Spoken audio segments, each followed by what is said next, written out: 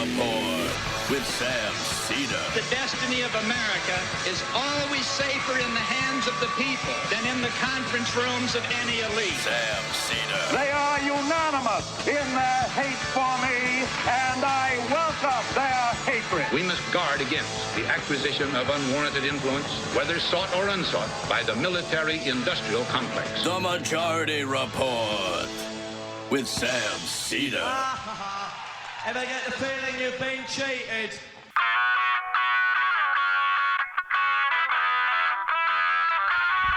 It is Monday, January 13th, 2020. My name is Sam Cedar. This is the 5-time award-winning Majority Report. We are broadcasting live steps from the industrially ravaged Gowanus Canal in the heartland of America, downtown Brooklyn, USA. On the program today, University of San Francisco law professor Peter Jan Honisberg on A Place Outside the Law, Forgotten Voices from Guantanamo. Also on the program today, Pelosi to release articles of impeachment later this week. Says the House may subpoena Bolton. Meanwhile, a McConnell sandwich. He's stuck between his Kentucky voters and Pennsylvania swing voters who have diametrically opposed ideas of how McConnell should hold the trial in the Senate. Meanwhile, the Trump administration tries to justify its Suleimani assassination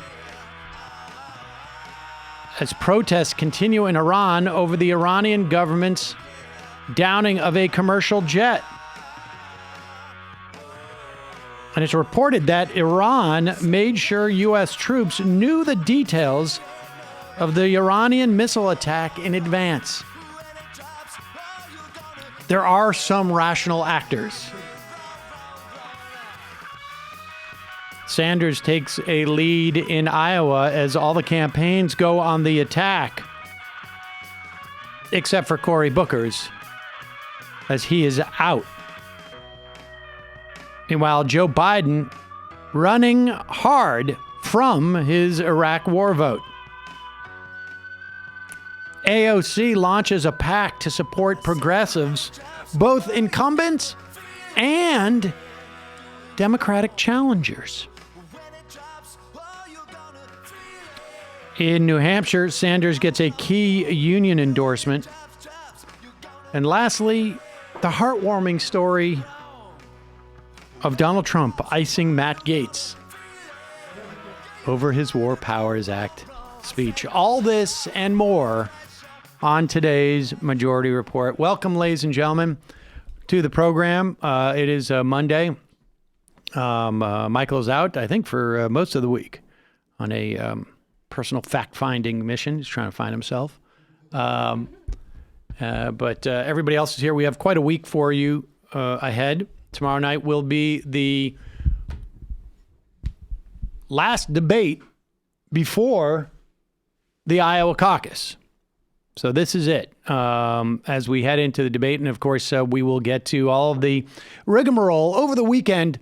Everybody's opening up their Oppo drawers and their sort of late game strategies. It is, at least in the context of the Iowa caucuses, which really do tend to set the tone for the Democrats in particular. For whatever reason, the Democratic Party in particular, Iowa is a huge, well, I don't know. It's hard to say. Causation, correlation. But it correlates. The winner of Iowa correlates very closely to the, at least in modern times, to the winner of the Democratic primary. Of course, who knows? We're living in a very strange era. But people are trying to, people are putting the pedal to the metal, as it were. And we will get into that, of course. We'll also talk about impeachment. The I mentioned the other day that Trey Gowdy had written an opinion piece that echoed what I've been saying for months about impeachment. Not to pat myself on the shoulder, but these things are far and few between. So when they happen, I want to make sure that I have patted myself on the shoulder. But there's an interesting piece about Chuck Schumer, in classic Schumer style, will take the least ambitious opportunity to maximize the value of impeachment to the hopes of a Democratic Senate in the fall. He will take the least risky, the least upside, the one that protects him the most. We live in a blue state, folks. The reason why you would want, theoretically, a senator from a deep blue state to be the Senate minority or majority leader is presumably because they have the freedom to function in a way that is actually going to be good for Democrats nationally. And we can see this constraint on Mitch McConnell, yet he still manages to do it. It has literally been like years of watching the Washington Wizards play the Globetrotters. But we will talk more about that later. In the meantime, the Trump administration is still in the position of attempting to justify their assassination of Qasem Soleimani. And it's stunning, frankly. This is a great opportunity for those of us who are trying to curb the institution of the presidency's power to wage war, to take advantage of this. There have been many opportunities like this. And sadly, not specifically in terms of War Powers Act, but across the board, whether it's protection for whistleblowers, whether it's any number of initiatives that could be taken to take advantage of the general disdain for Donald Trump, to use that as a lever in which to get reforms across that we couldn't get across during Obama because everybody trusted Obama, at least on the left, and at least in these issue silos. So it's civil rights and whistleblower protections, et cetera. Hopefully, we will get more in terms of War Powers Act resolutions, as it were. And I think Bernie and Senator Mike Lee are working on a joint resolution. And it's helpful to use people who are so incompetent. Now, the story that is being leaked now is that Donald Trump authorized this 6 months ago, and they just needed the right time. I say BS. There is an entire project to make this look like this was not Donald Trump sitting in his office thinking about how he could get the story off of impeachment. And these lunatics, Mike Pompeo and Mark Milley and Secretary of Raytheon, going in and seeing an opportunity and knowing that the Mad King might just be mad enough to start a war.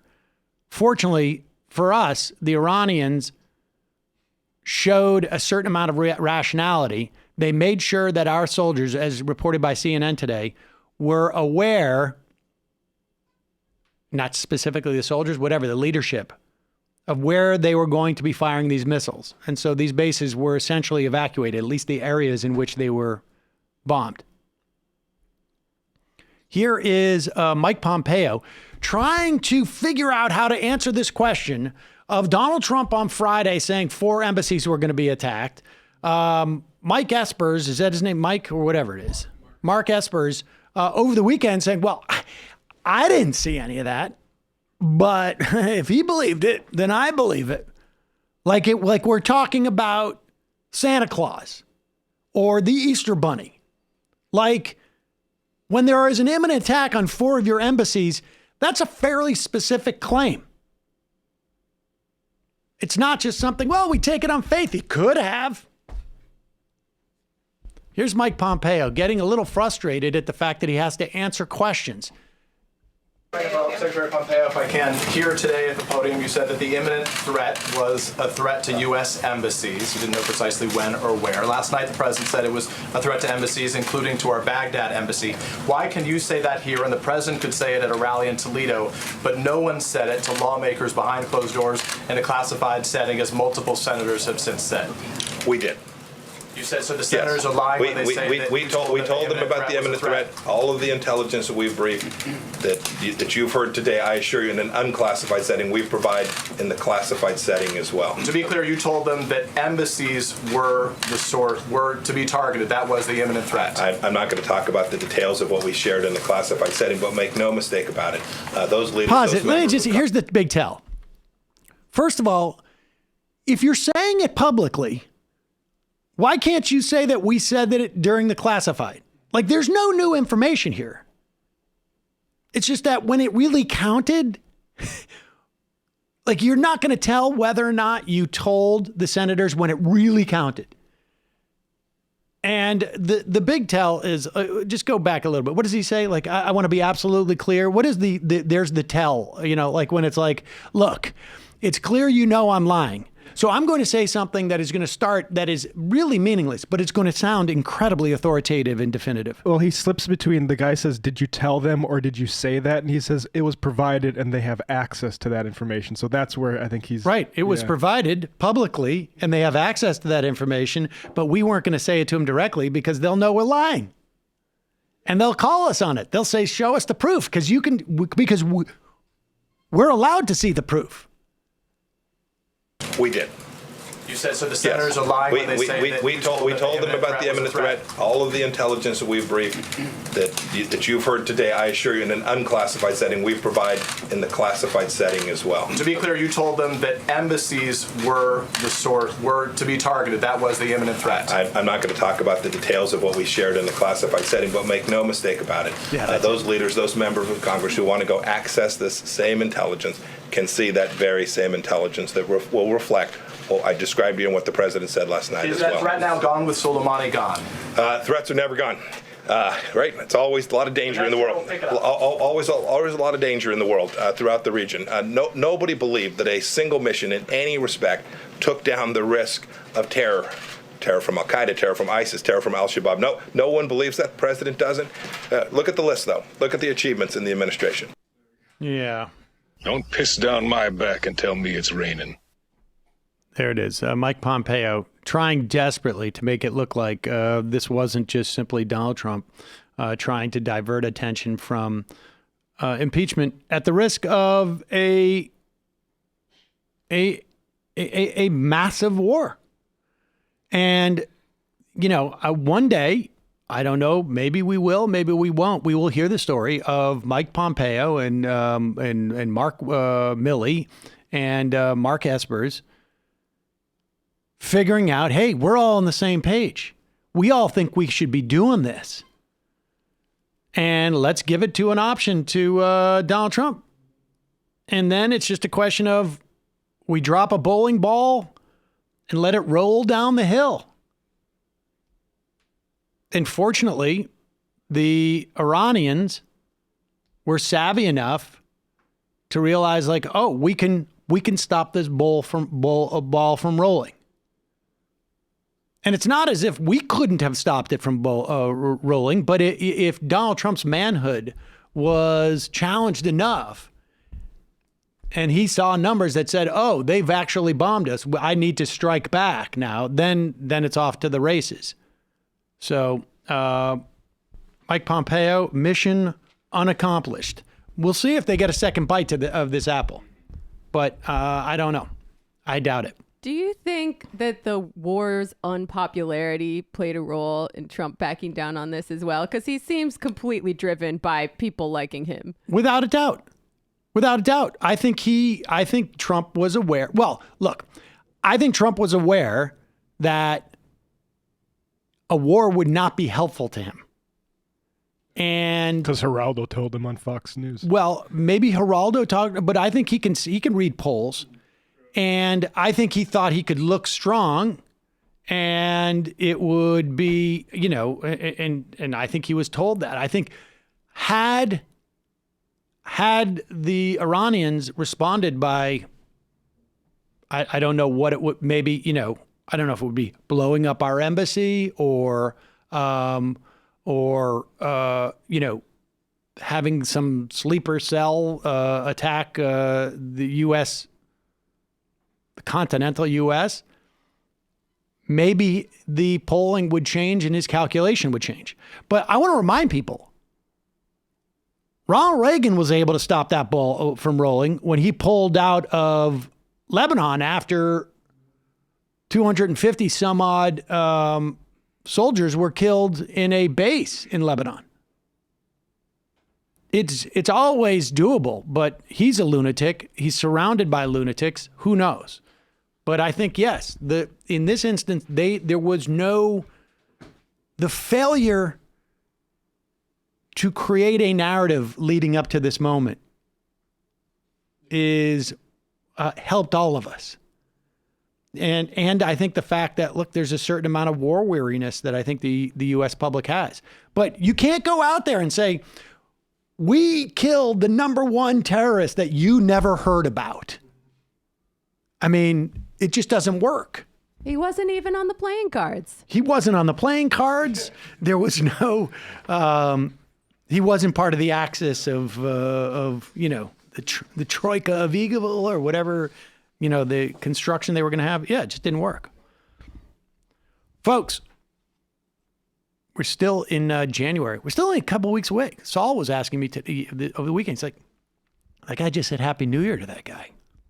We were out in the park, of course, because it was a beautiful January day in New York, 69 degrees, 70 degrees, and typical.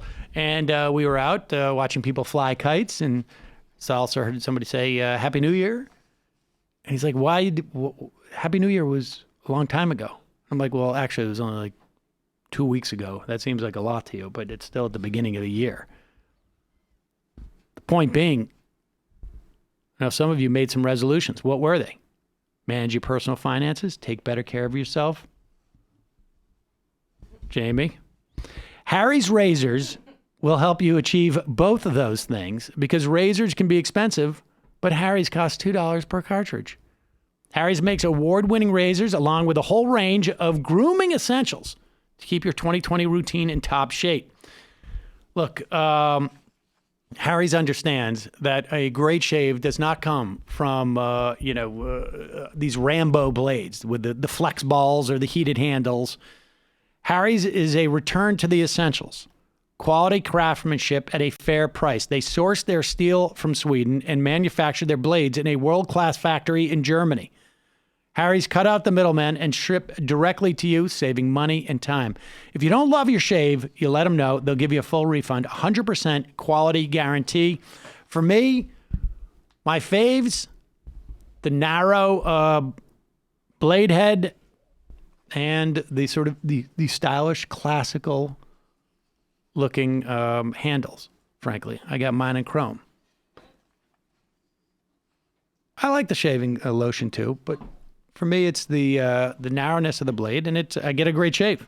I don't like to shave that often, but when I do, Harry's has a special offer for listeners of my show. New customers get $5 off the trial set. Go to harrys.com/majority report. You're going to get a 5-blade razor.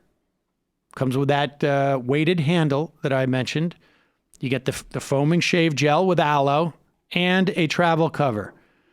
Join the millions of guys who have already switched and go to Harry's, HARRYS.com/majority report to claim your offer. So I shave, folks, on occasion, but I have yet to have a consistent period in my life where I wear bras. But I can tell you this, that ThirdLove's bra styles are designed with measurements from millions of women. They are designed to fit your life. They have over 80 bra sizes, and they know that the only one that matters is yours. Like I say, I am not a bra wearer, but we had the in-house Majority Report bra tester try it out. This is what she had to say. I like that they don't have a zillion options, so it's easy to choose something quickly. The fit is great. I usually have to return most bras I order online, even though they're in my size. I ordered 2, both fit. That almost never, ever happens. Super comfortable for an everyday bra, but not as boring as most t-shirt bras. Subtle, cute details, so I don't feel basic. I'm really coming to understand the term basic. I didn't know it before. Just in time for it to be driven into the ground. Exactly.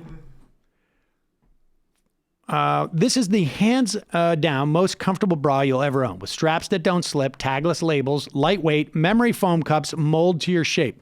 Plus, returns and exchanges are free and easy. In fact, thanks to ThirdLove's perfect fit promise, every customer has 60 days to wear it, wash it, and put it to the test.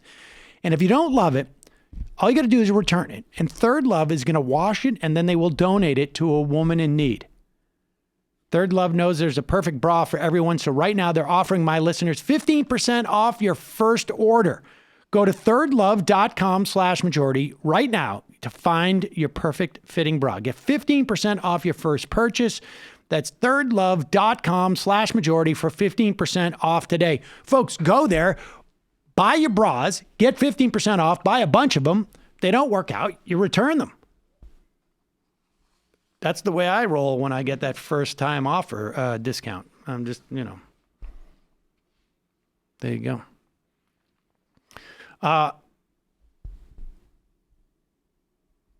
Folks, this is the season where you want to hibernate, except for, of course, this past weekend where you want to get out because it was 69 degrees in New York City. It was insane. It was ominously nice out. It was very disturbing.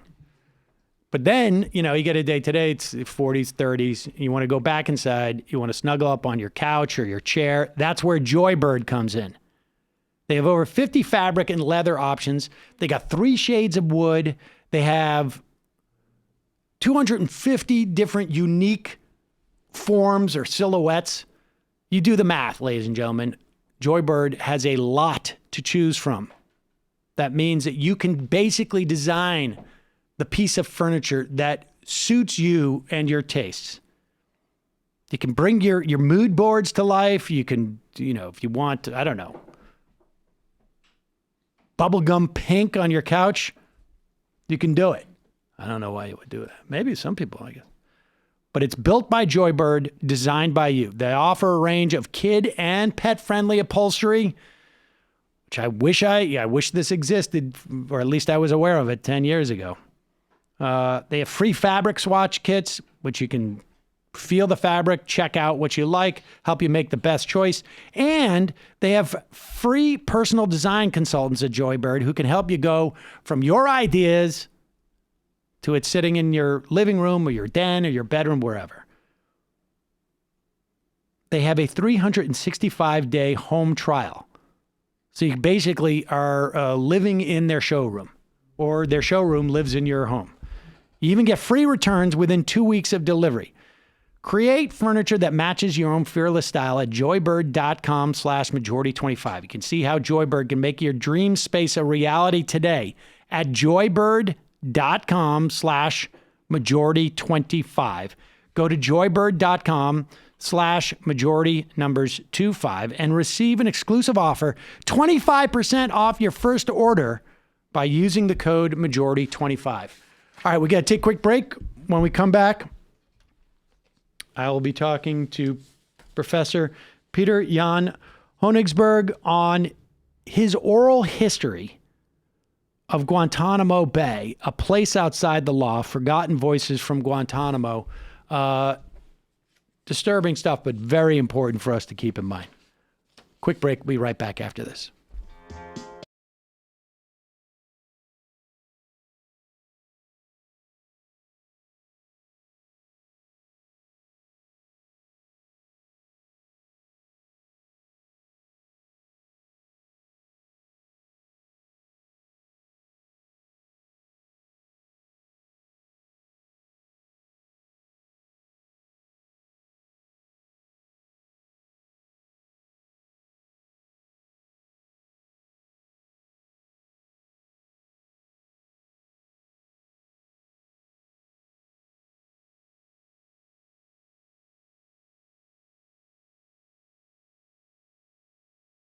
We are back. Sam Seder on the Majority Report on the phone. It is a pleasure to welcome to the program Professor of Law at the University of San Francisco, author of A Place Outside the Law, Forgotten Voices from Guantanamo, Professor Peter Jan Honisberg. Welcome to the program. My pleasure, Sam. Thank you. And let me be another person to wish you Happy New Year. Oh, well, thank you. And Happy New Year's to you as well. Thank you. Now, we are now, I guess, 2 days out from what was, if I'm not mistaken, the 17th anniversary of, I guess, the formal opening of the detention center in Guantanamo Bay. Actually, the 18th. It was 18th. In 2002. Okay, so that was basically 4 months after, or just not even 4 months, just a couple of months after we. 4 months after 9/11, September 11th to January 11th. All right, and at its peak, and I'll get into the details, but I just want to put just some of the numbers down first. At its peak, there were 780 people, or that's correct. Over the almost 2 decades, there were 780 people. And there are 40, as far as I know, that's correct. Remaining. 40 people remain. 6 of whom who will be tried, and then the other 34 are basically in prison for life without ever being tried. Well, actually, 2 there convicted. 1 was sentenced. The other is waiting to be sentenced. So there are 2 others there.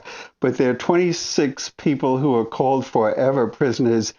There's not enough evidence to try them and convict them because the evidence they obtained on these men were through torture. But the government somehow feels that these men are dangerous and they can't release them. So basically, they're there without charges, and they'll never be prosecuted, no convictions, and they'll probably die there never having been charged, which is unheard of. No country in the world has ever held people for that long without charges. Then there are 5 other men there who were actually could have been released by President Obama, but for various reasons weren't released in time. And they're there now, and Trump, of course, won't release them. So maybe if there were a Democratic president, he or she might release them. But at this point, they're there as well. Okay. Will you just outline, I want to, before we talk about how people got to Guantanamo, will you just outline for us, why Guantanamo was chosen? This is about a 40 square mile patch of land in Cuba. It is not Cuban per se. It is basically our little outpost in Cuba. Will you just explain that to people? Because I don't think that people are fully aware of this dynamic, and then talk about why it was chosen, which is in part a function of it being such an odd piece of land. Actually, at the turn of the last century, the U.S. took control of that 40-mile stretch from Cuba, and they contracted with Cuba where they would pay Cuba $2,000 a year in gold for the lease. And then Cuba tried to get out of the lease, but the lease said that either country can maintain the lease. Both countries have to agree to cancel it. And of course, the U.S. won't. And Cuba won't accept the money anymore, but the U.S. keeps paying them. And the U.S. just keeps the land. And Cuba, of course, cannot go in and attack the U.S. to take it back. So the U.S. just controls that land, and they have for more than a century. And after 9/11, the government was looking for a place where they could house the captives, and they wanted a place that, as the reason why my book is called A Place Outside the Law, they wanted a place that was, quote, outside the law, where they felt the federal courts could never intervene in that. They could do whatever they wanted to these men, and no one would be able to stop that. And so they actually looked at places all over the world, including putting men on ships, and there were just too many men to put on ships, and putting them into other bases around the world. But they decided that there were a lot of advantages in going to Guantanamo, one of which was close to the U.S. mainland, so that officials and military officials could fly down there when necessary. And also because they believed, since it was, quote, on Cuban soil, And there was a U.S. Supreme Court decision from the 1940s that seemed to indicate that these men might not have any recourse and not have the right to go to federal court to challenge their detentions. That was wrong, but at that point, that's what the federal government officials thought, and that's why they chose Guantanamo. So they were because there was this sense that the U.S. government had that this is neither fish nor fowl. We're in basically, I guess, international waters, as it were, even though that we're essentially we claim authority over it. Nobody, if you're on a boat in international authority, I mean, I guess. I mean, I don't even understand how the legal logic could have worked. I mean, it's under U.S. control, but when did the Supreme Court ultimately decide that, that theory, sorry, that's not going to work? Well, actually, they first decided in 2004, and I can tell you a cute story behind that. And the U.S. government kind of challenged it. The Supreme Court said that the detainees had the right to challenge their detentions in federal court under what they call statutory habeas.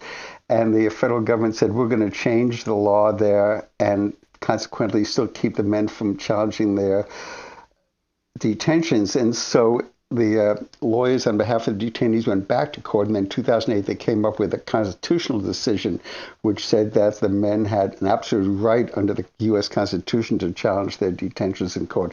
And that was pretty remarkable. The government never should have let them get to the Constitution, because that has changed the law. It can't be returned. So that's what happened. But initially, there was a 2004, a very early decision, given that the war began in 2001, for the Supreme Court to step in a war and decide that the men had the right to challenge the detentions. But they did. And I'll tell you this cute story, Sam. And no one expects the Supreme Court to take the case. And one of the lawyers who appealed to the Supreme Court to take the case, a man named Tom Wilner, lives in Washington, D.C., wrote in his brief to the court, asking them to take the case, that when the Cuban iguana is in Cuba, it is a delicacy and can be eaten. But if the Cuban iguana happens to crawl under the fence and come into Guantanamo naval base, it is protected by the Endangered Species Act. And so Wilner argued that the Cuban iguana had more rights than the men in Guantanamo. And of course, the Supreme Court never touched that on paper, but we often wonder whether that had some impact on them.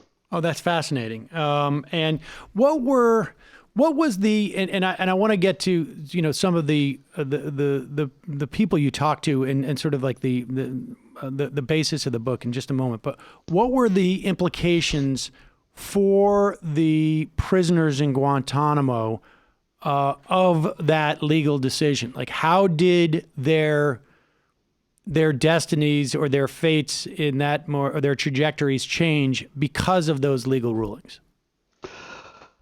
Well, unfortunately, after the first legal ruling, not much changed, except that they had now a right to a lawyer. Before then, lawyers were not allowed to go down to the base to represent them. And so they were completely at the mercy of the U.S. government. Once that decision came out, it entitled them to an attorney. At least once attorneys came down there, they had a little bit more protection in the sense the attorneys could observe what was going on. And so a lot of the torture, much of which was psychological, seemed to become much more limited after that first 2004 decision. But because of the U.S. government did a lot of machinations, which are too complicated for me to go with you over the phone, there wasn't a whole lot of success on challenging detentions subsequently from 2004. It wasn't, it wasn't until 2008 with the later constitutional decision that it made a difference. I will tell you a couple of things along those lines, Sam, since you asked. A lot of lawyers believe, and it seems to be true, that essentially lawyers didn't help the detainees as much as they would have liked to, that in fact people who were released from Guantanamo were pretty much released because the administration decided it was time to release them. The courts tended to go with the government, and so if the government challenged any of the claims of the detainees that they should be released, usually the courts, afraid to, quote, release a terrorist, tended to side with U.S. government. And the Washington, D.C. Court of Appeals is very conservative, sided with the U.S. government on every decision. Consequently, these men were not released by the courts. They were released because the U.S. government decided it was time to release them. And there were lots of political reasons why they released them when they did. Sometimes they released them because they were members of a country or citizens of a country that President Bush wanted to have join his allegiance against Iraq, and he just wanted them to be on their side, so he'd release them as a favor to the country. So a lot of it was political, and unfortunately the lawyers got very frustrated because they did a phenomenal job. They worked really hard.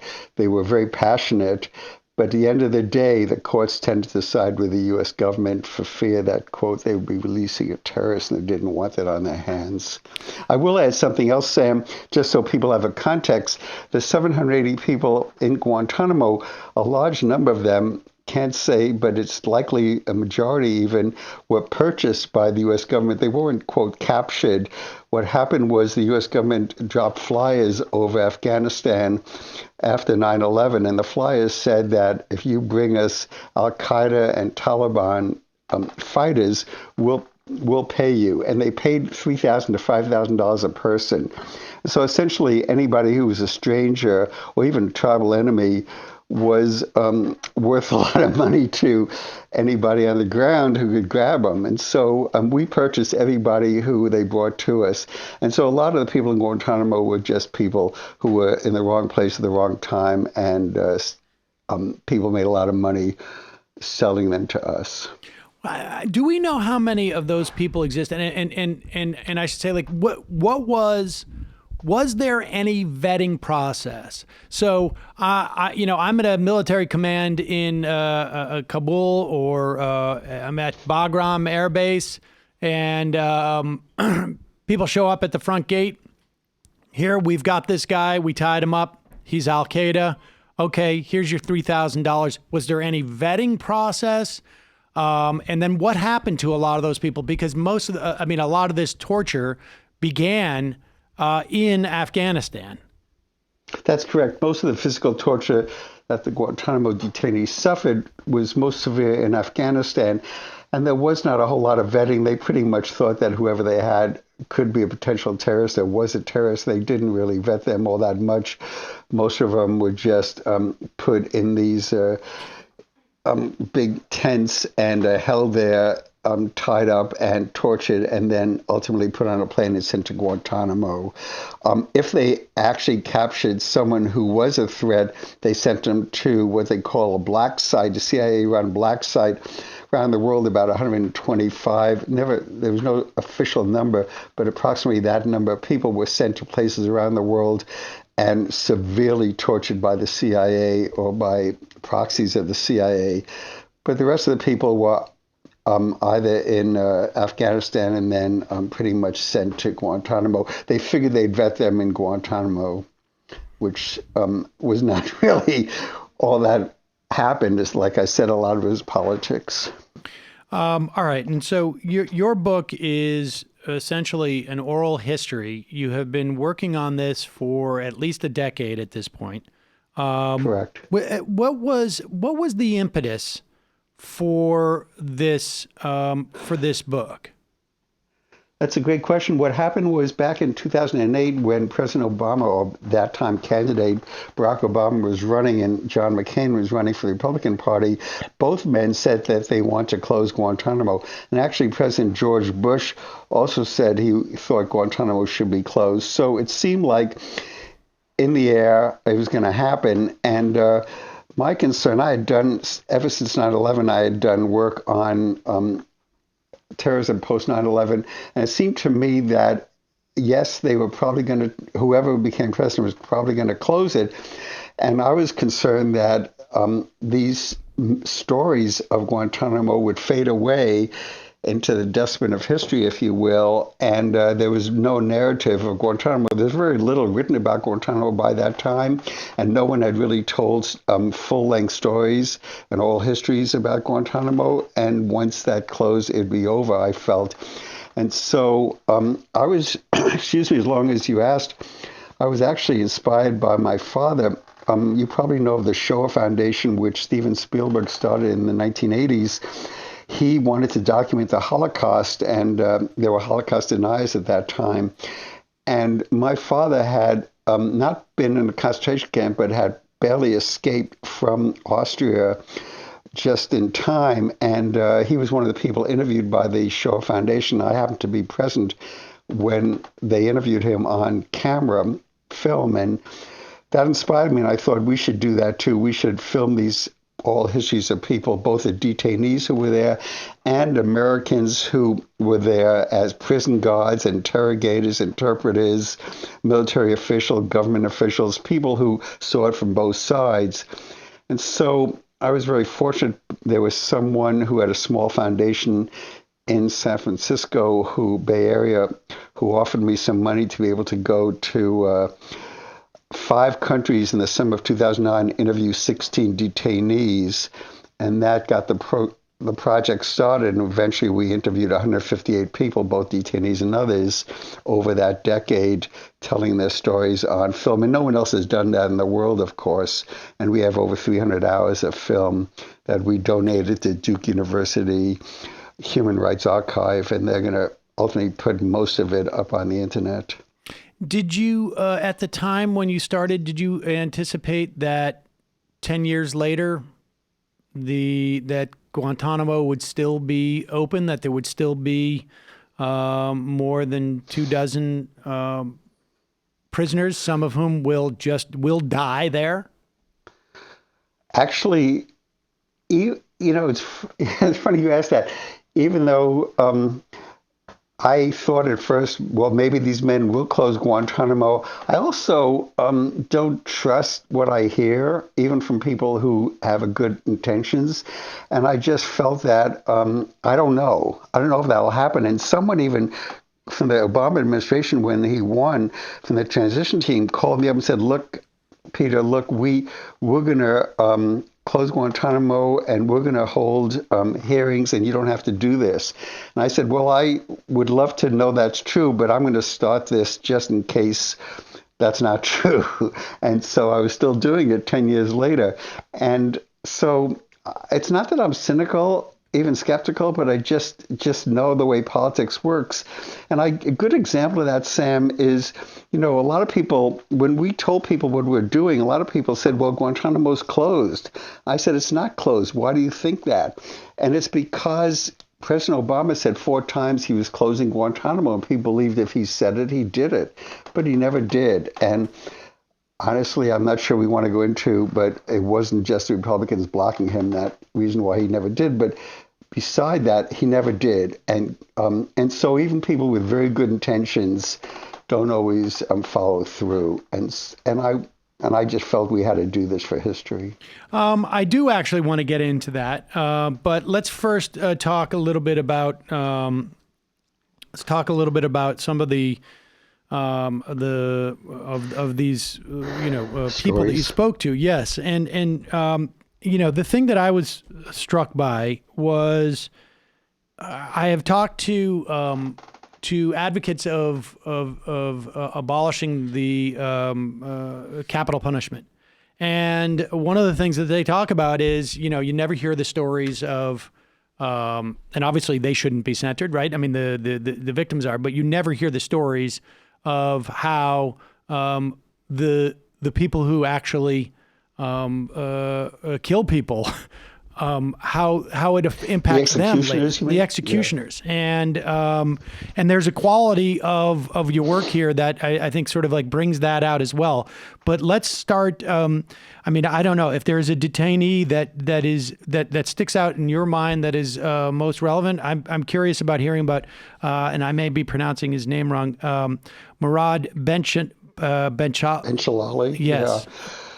I mean, he was French, and he was kind of naive. His brother actually had some connections to a terrorist organization and went to Afghanistan, and he encouraged Murad to follow him. Murad was a young man, and in fact, Sam, there were some number of, quote, juveniles in Guantanamo who were over 16. There were a few under 16, but most were between 16 and 18, and they were held there as adults.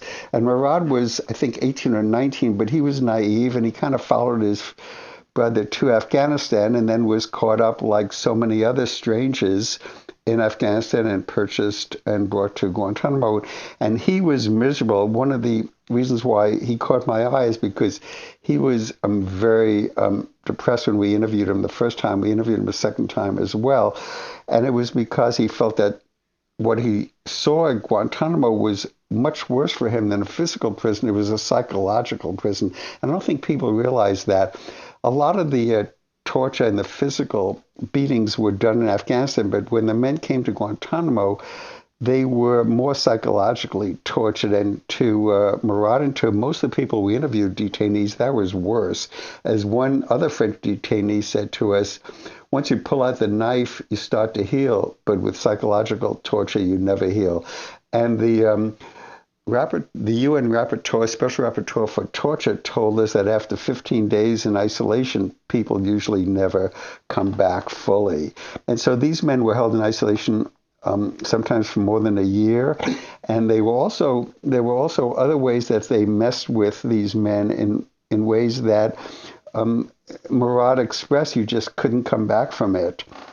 There was something called frequent flyer, where they took these men and moved them to a cell and let them stay there for 2 to 3 hours, and came to them and said, time to move, and moved them again to another cell for 2 or 3 hours, and then came back and said, time to move again. They did that for 2 or 3 weeks, so the men never got any sleep, and they just were moved from cell to cell, and that was called frequent flying, and that was done as well. I can go into other ways of the psychological torture. Please do. They were told that they were going to go home, and they were dressed in street clothes, so they were going to put on a plane and go home. And then they were kept in another camp where they were told again and again they were going to go home, and then they never were go home. And then some days later or weeks later, they were taken and back to their cells and said, I guess you're not going home. And then another man was told once that his mother was on his way to Guantanamo and she was going to be raped and gang raped if he didn't start talking. And so it was in terms of how they mistreated these people. They took away what they called comfort items, where if you didn't behave, you didn't tell them what they want to hear, you even denied toothbrushes or toilet paper, if you will, whatever it took to get them to be just more miserable and to feel defeated and to feel like there was no way out. In fact, some people said there was no way out. They thought the rules in the prison also changed day to day. The people who were in charge just made up rules as the day went on. And so the men never knew what to expect from moment to moment. And they also played with it another way. One Uyghur detainee, or Uyghurs, you know about the Uyghurs now, they're the Muslims in China.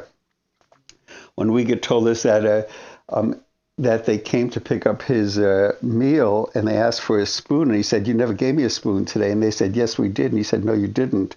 So they brought in what they call the IRF force, which is a force of 6 guards that come in and mace the detainee and then beat him up and then carry him out and bring him to isolation. And he said they did that. They probably knew he didn't have a spoon, but they did that just to throw him off guard. They kind of want people not to be resistant, not to fight back. And so you never knew if you were going to be IRFed or not. And this was another, even though it might be physical and sound physical to people, it was really more psychological, because you never knew when you'd be IRFed. It would just happen for reasons that were not rational. Now, I know that you spoke to a whistleblower, and that there was some military guards you spoke to. But was there anybody who you spoke to who, or have you learned subsequent through other means, that how systemic this was? I mean, how when they start this like frequent flyer program, as they called it, or when they would put someone in isolation for that extended period of time. Or do any of these things? Were these people?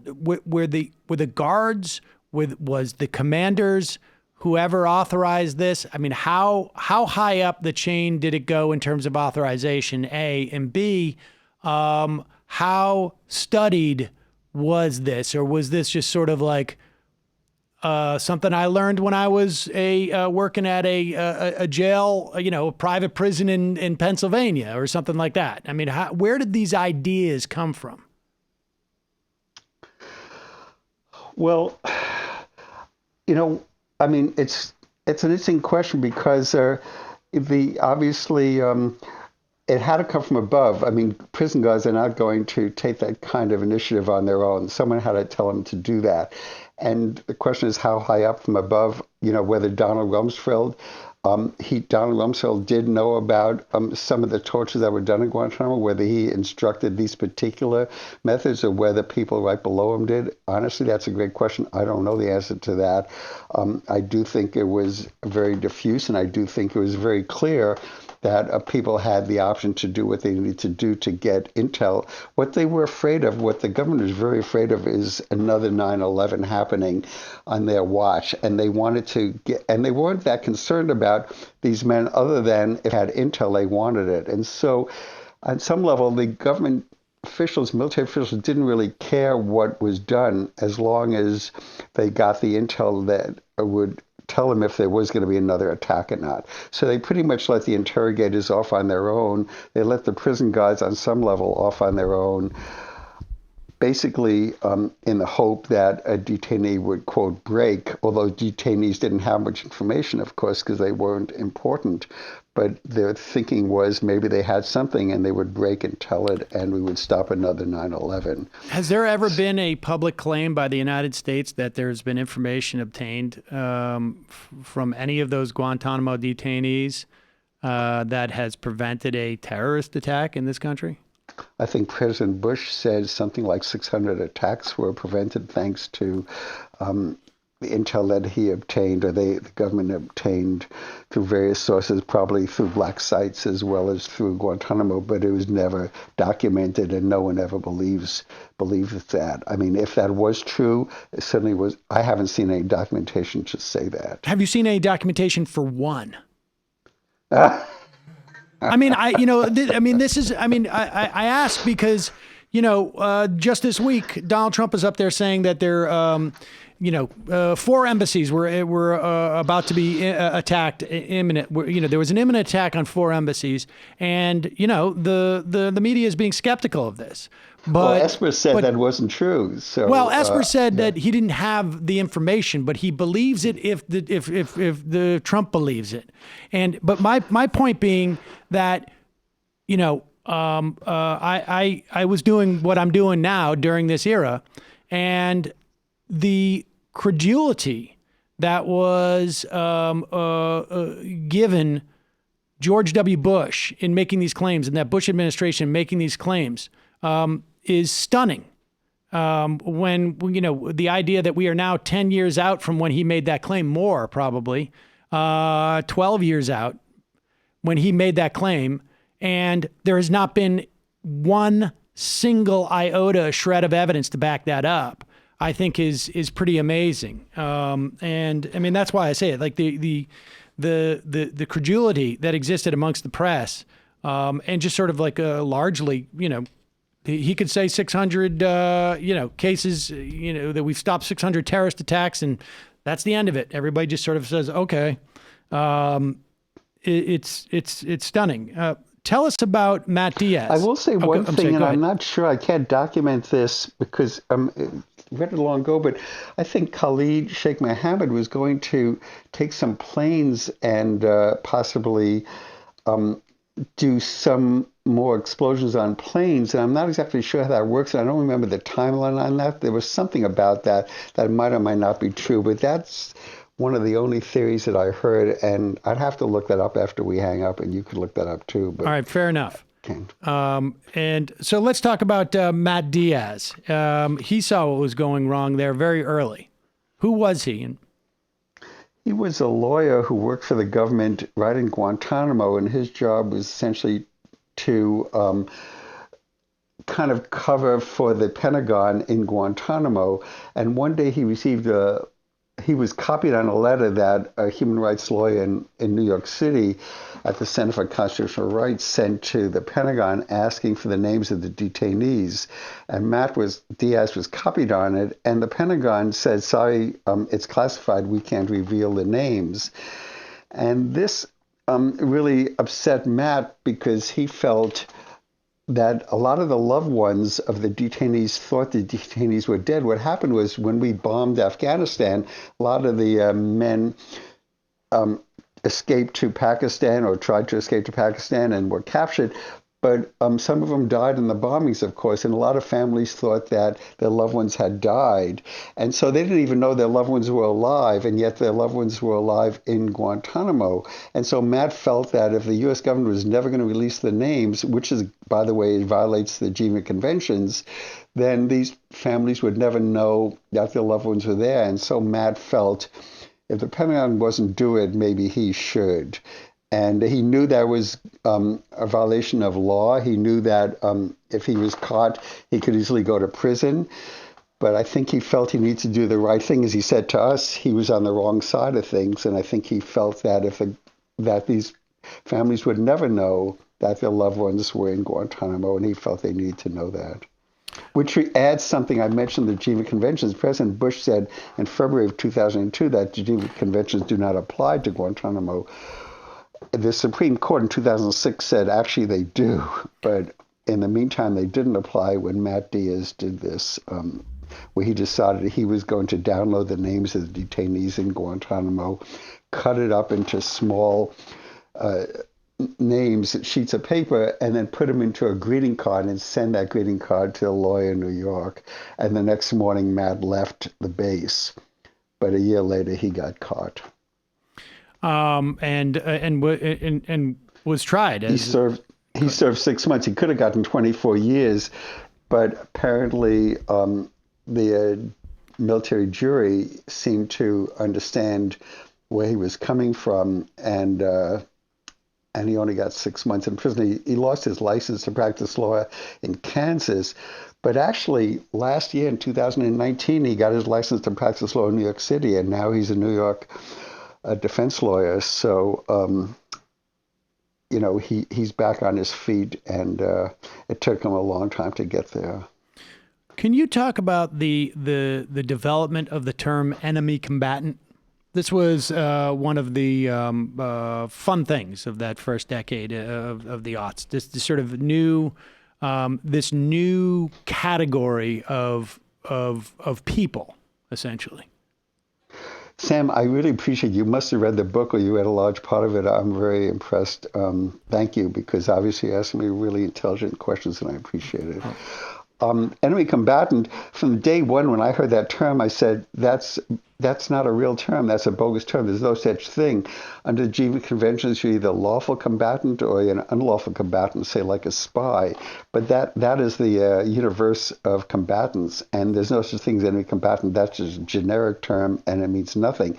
And yet the government kept using it, and they used that because they wanted to circumvent the Geneva Conventions, because they didn't want to get caught there, since Bush said the Geneva Conventions don't apply. So it drove me nuts, to tell you the truth, because I knew somebody had come up with that term, and it's not true, and I wanted to know who it was. And no matter how much research I did, I couldn't find it. And so when I started interviewing people in this project, I asked every military person I interviewed, I said, do you know where that term comes from? I didn't expect an answer, but I just thought, I need to find out, because for history, we need to know that it was fake. And finally, just by chance, a very, very smart man who worked for the Pentagon, who was very highly respected. Oh, hello? Hello? I'm sorry, we lost you. You dropped out for a moment. Who is highly respected? Very highly respected military official in the Pentagon named Bill Litzow. He's a Marine, but he worked in the Pentagon. He worked for both Obama and Bush. He was very bright, very wonderful person in that field. We interviewed him. He agreed to interview with us, and I asked him that question too. And he said, matter of fact, I came up with the term. And he told us how it happened. He said that he was prepping some U.S. officials for a TV newscast, and they said, we need a term, and we can't use unlawful combatant because that has connotations of the Geneva Convention. So they said to Bill Litzow, can you come up with another term? And he said, well, you could use enemy combatant if you want, but it doesn't really mean anything. And they said, okay, we're going to use it. And the administration grabbed it and ran with it, and that's how it got life and legs.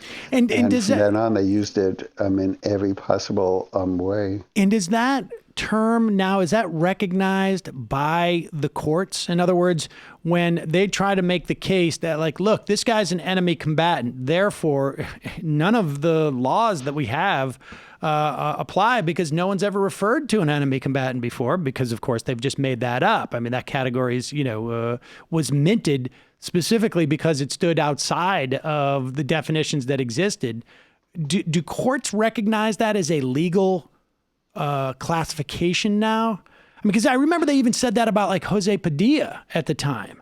They did. They said that about Jose. And this is a guy who's in Chicago. And so an American citizen. Yeah. I mean, does any courts recognize that? I mean, if you were a lawyer from, the federal government, you came in and you said, so-and-so is an enemy combatant, would the judge say, I don't know what you're talking about there?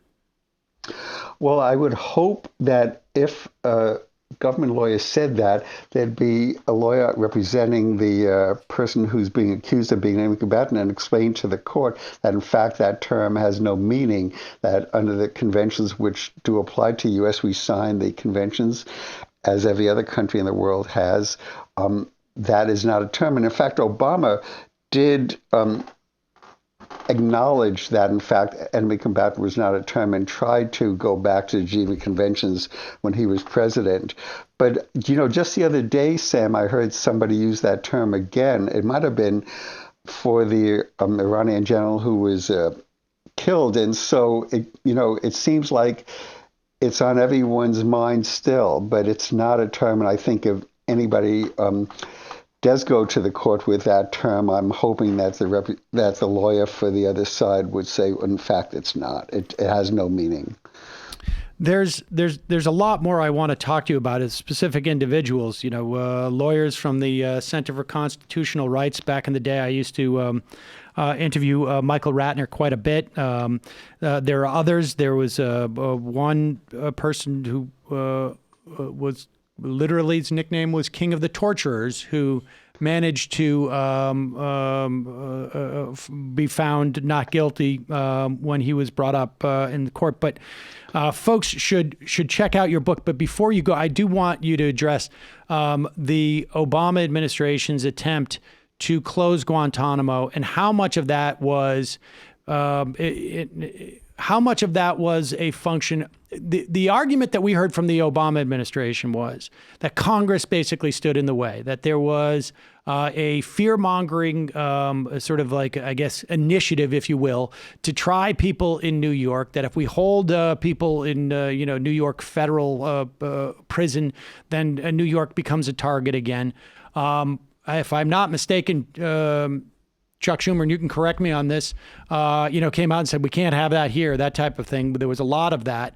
But you tell me the story as you know it. Well, that's a separate story, Sam. I mean, it's true that there was a lot of pushback when Obama tried to bring some of the prosecutions in New York. But in fact, the prosecutions, very, very, very, very, very, very, very few people were prosecuted out of 780 people. Right. So those few prosecutions really have no bearing on closing the prison. They only have bearing on a few prosecutions. The actual closing of the prison is a different issue. And Obama said 4 different times during his 8 years in office that he wanted to close Guantanamo. And he claimed that the Republicans wouldn't let him. And that's because in each military appropriations bill, there was a clause that said that Guantanamo could not be closed. However, no one says, or very few people say, that Obama signed that bill every year. and he didn't have to sign it. Now, of course, he had to sign a bill to give funding to the military and the Pentagon, but he could easily have gone to Mitch McConnell and said, "Look, I'm not signing the bill until you take that provision out." And Obama didn't do that. He didn't go down and negotiate and deal with that for various reasons, which I can't tell you because I don't know. He didn't do it, and it happened year after year after year. He signed the bill that allowed the Republicans to forbid him from closing Guantanamo. So when he said that he wanted to close Guantanamo, I think he really did. I think he really did. But he also did not follow through where he could have. Part of it was that they could not figure out a way to deal with the prisoners, right? I mean, like that the idea of housing them stateside and putting them was too onerous, I guess, in terms of like finding a suitable prison, and returning folks to their homes, to their home countries was also off the table. Yes or no? Well, he didn't have to go there because if he was forbidden from closing it, he didn't have to worry about what you just described.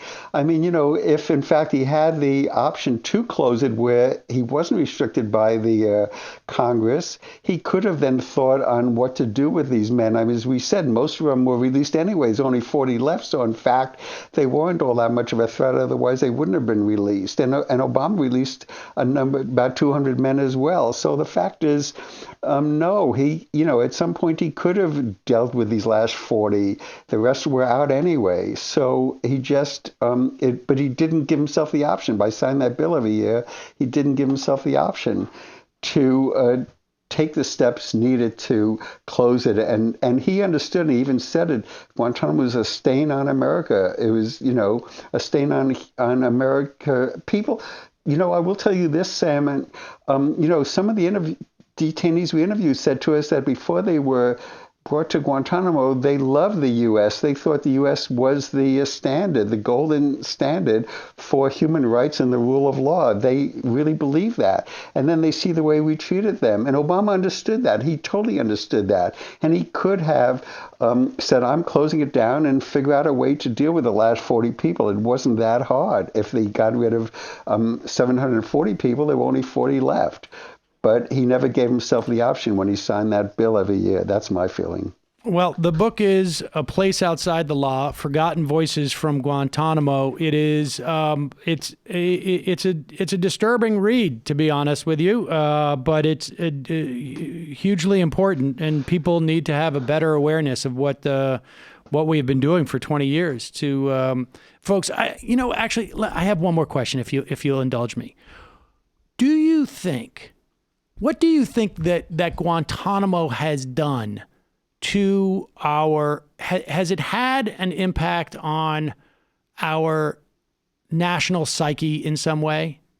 I mean, when we talk about, Martin Luther King said, when a bomb goes off in Vietnam and explodes in cities here in the United States, has what we've been doing in Guantanamo, whether it is how it's impacted our court system, or whether or how it's impacted just our vocabulary, the idea of enemy combatant, this fake this sort of like extrajudicial or extra legal status, has it impacted what we are willing to accept in this country? Sam, I'm not blowing smoke. I have to say, I really appreciate this conversation. You ask a very intelligent question. I really appreciate it. I don't always get that. I really do. But in answering it, I got to tell you two parts to it. The first part is that whenever we went overseas, everyone knew about Guantanamo. Everyone cared about Guantanamo. Everyone would ask us about Guantanamo. It really mattered to people in other countries all the time. It was shocking because then when I came back to America, like I said, I would tell people in America, they thought it was closed. They didn't want to think about it. They didn't want to hear about it. Essentially, it was such a stain on our national pride, people didn't want to know about it. It just was too painful. And it's funny you said my book is very disturbing. People always tell me that they're so glad I wrote the book. It's so important for history, but it's really, so sad And one woman said to me she gets so sad and so mad when she read it because it's against our nature. You know, we really believe in doing the right thing. I mean, we really care about doing the right thing. We do the right thing. And this is one of the darkest periods in American history where we didn't do the right thing. And people like to deny that, or at least not acknowledge it. They don't want to go there. It's just not what they want to see. They'd rather think it didn't happen, right? So these things are very disturbing, like you said, and therefore they'd rather think it was closed. They'd rather not address it. And unfortunately, until we do, we can't move on. I mean, really, some people think, that was just the start of what allowed Trump to get away with what he's doing. Essentially, we have to acknowledge when we do the wrong thing and come back to correcting it. We did that. Took us 60 years with putting the Japanese Americans, many of whom were citizens, in internment camps. And we need to acknowledge it with Guantanamo too. And I think when we do, we'll be a better country and a more unified country, and the country that we were, where we all believed in human rights and rule of law. No matter what side we were on, we all had the same values. And I think we need to go back there. Peter Jan Honisberg, the book is A Place Outside the Law, Forgotten Voices from Guantanamo. We'll put a link at majority.fm. Thanks so much for your time today. I really appreciate it. Thank you very much, Sam. It was an honor, a real pleasure. Thank you. Thank you. All right, folks. Not sure that was the best thing to do on a Monday, but really disturbing. And I think I haven't, sort of been on this bandwagon for a while, but the inability of our media and our political system to deal with the lies of Donald Trump were, and maybe I'm limited by what, the scope of my political awareness, at least temporally. But whether it was George Bush going up there and saying that we have thwarted 600 terrorist attacks from what we've learned by essentially torturing people at Guantanamo. It's like almost an attack per detainee. Yes. And, or frankly, whether it was, some Republican, Arthur Laffer saying that when we cut taxes, we raise revenue. I mean, all of these things were simply allowed to just sit there. And it was either out of fear or complacency or some notion of careerism or whatever it was. But our media largely, and we didn't get a chance to talk about Carol Rosenberg, who has been reporting on Guantanamo for maybe a decade. And you can follow her work on Twitter. She works for, I don't know if she's still with Miami Herald. But she is talked about in the book as well. Now she works for the Times. But just the failure to hold George Bush to account for these things. And that dynamic that the professor talked about in having this horrible, dirty secret in the closet that everybody knew was there. We just, occasionally had to go by and sort of just make sure the door was still locked. These things in the aggregate damage a national psyche, which is not to say that obviously we don't have a history and didn't have a history of horribleness, whether it's, what we did in Vietnam or, the institutional racism we had in this country or slavery or the genocide of the indigenous people in this country. But there was we kicked it up a notch after 2001. Where even where to the extent that we had made any progress or self-awareness, at the very least to have shame about certain things, There was multiple years where Rush Limbaugh made millions of dollars off of his show by talking about Club Gitmo. I don't know if this is something that you guys remember, but there were T-shirts.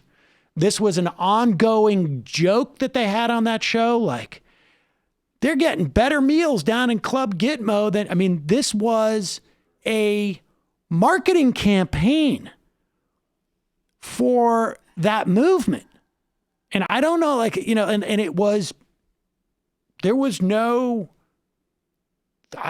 there was no pushback of any significance. I don't think that the vast majority of people in this country outside of the conservative movement were like aware of it. And if they did, they just poo-pooed it. But, you know, when you have millions of people who are celebrating the notion of Club Gitmo. What kind of psycho do you have to be to celebrate that? I mean, there are so many of them. This is what it was in 2004, 2005.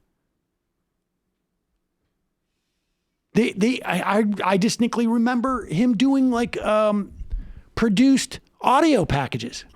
Club Gitmo, and it was like an ad for, you know, for Club Med. Here's some copy. There's no better place than Club Gitmo. Club Gitmo, the Muslim resort. It's a tropical paradise down there where Muslim extremists and terrorist wannabes can get together for rest and relaxation. Jesus Christ. I mean, this was not, you know, a small sort of minority of people. I mean, I was having this conversation over the weekend. Like, this was coming.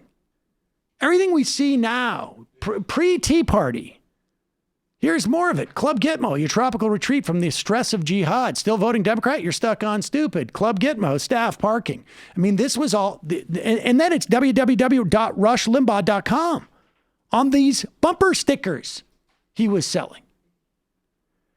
This was, his audience at this time was in the probably tens of millions, 15 million people.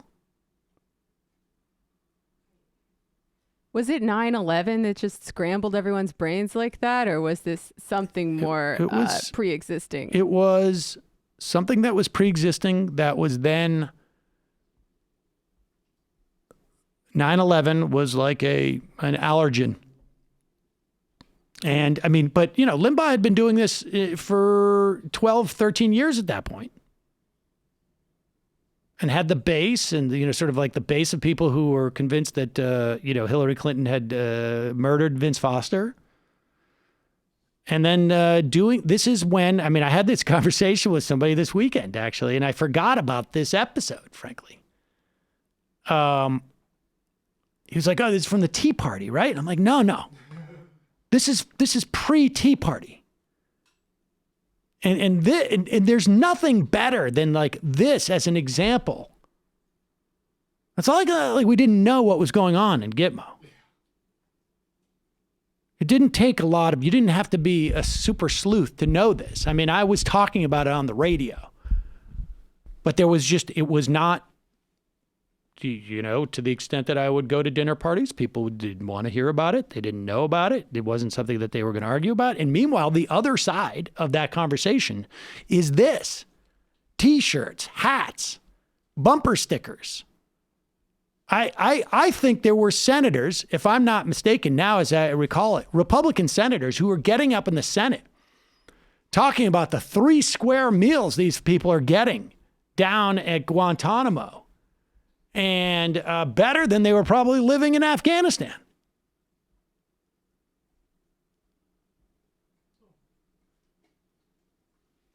It's still live up on their website, actually. Oh, there it is. Yeah, they still have it on the website. They probably still sell this stuff. They still have people in Guantanamo Bay.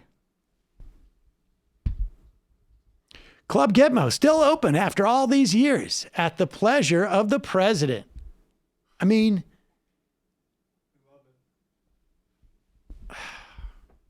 this is why I say it's the Republican Party, the conservative movement. It is true that that Obama was too weak to close it, but I do think it was true that he wanted to. Well, something if wishes were horses. Well, indeed, but there is a material difference between celebrating it with T-shirts. My Mola went to Club Gitmo, and all I got was this lousy T-shirt. They have a lot of variations. And an inability to prioritize it as a political project, particularly when the country was, this is your country. And you're the president, and you want to close Gitmo, and this is your country. The detainees are equally detained, whether people are wearing the T-shirts or not. It's true. It's true. But I guess I'm talking about both, not just from the perspective of the detainees, but of the psyche of the country. And yeah, this is the point I was making the other day. Like, September 11th changed our culture in profound and terrifying ways for a pretty long time. And some would say that the effects are still lingering to some degree. The effects are still here. So when a similar kind of attack happens on another country, we have to imagine that it's going to have an effect on their culture as well. I would think. I mean, this is the sort of thing why we think these sort of air bombings are like a substitute for foreign policies. Like the Brits knew this from the Blitz during World War II, that air bombing just drives people close together like that. Yep. We're going to take a break, head into the fun half, do our best. Just a reminder, folks, this program relies on your support. It is your support that makes the show possible. When you become a member, join themajority.report.com. Not only do you get the free show commercial free, not only do we give you extra content, we try and do so every day, but you also support interviews like this. There's a lot of times, I can be honest with you, where it's like slightly counter-programmatic. Guantanamo Bay interview in the heat of impeachment and the 2020 election, but it's important stuff. And I think, for people to have the context of where we are. So your support is always appreciated. Again, if you can't afford it and you want access to the fun half, send us an email at majorityreporters@gmail.com. We got a lot of response last week when I mentioned this. Just a reminder, bear with us. It takes a little while to get there, but usually happens over a weekend or a little bit of long weekend or a break, depending on what we have in terms of child custody arrangements. Essentially, is a big part of that. Don't forget the AM Quickie. This is a 5 minutes in the morning. Every morning, we get it out the door. Right now, we're still, I think, around 8:30, but we will pretty soon. It's going to be close to 8, right? Maybe earlier. And it just sets the table for you. Get a sense of what what you should be aware is going to happen today, or just happened last night, or yesterday, or what. It just gives you a little bearing for the day. A little advance warning of what you're going to be subjected to on that day. Don't forget justcoffee.coop, fair trade coffee, tea, or chocolate. Use the coupon code majority, get 10% off. Is there a TMBS? Not Tuesday night, right? No, not. There will be a premiere interview going live tomorrow night, though, so look forward to that. And then I think we're going to have a show maybe the weekend, or maybe it'll be next Tuesday. We'll see. But he's on a top secret mission right now. Top secret. Jamie, not on a top secret mission. What's happening with the Antifada?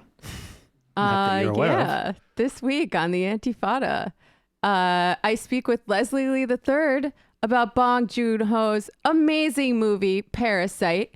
Really cool movie with a lot of anti-capitalist themes running through it. Usually I don't care about spoilers, but I will say No. For this one, you definitely don't want spoilers. Okay. So maybe don't listen. I haven't seen it yet. If you haven't seen the movie Here's yet. A spoiler. Elon Musk said it was his favorite movie of the year. That is definitely a spoiler. Well, you know what? He is wrong to like it. I'll just say that much. But that's coming out on Wednesday. So all of you crazy billionaires out there have 2 days to see the movie before you can listen to my episode about it. Patreon.com/theantifada.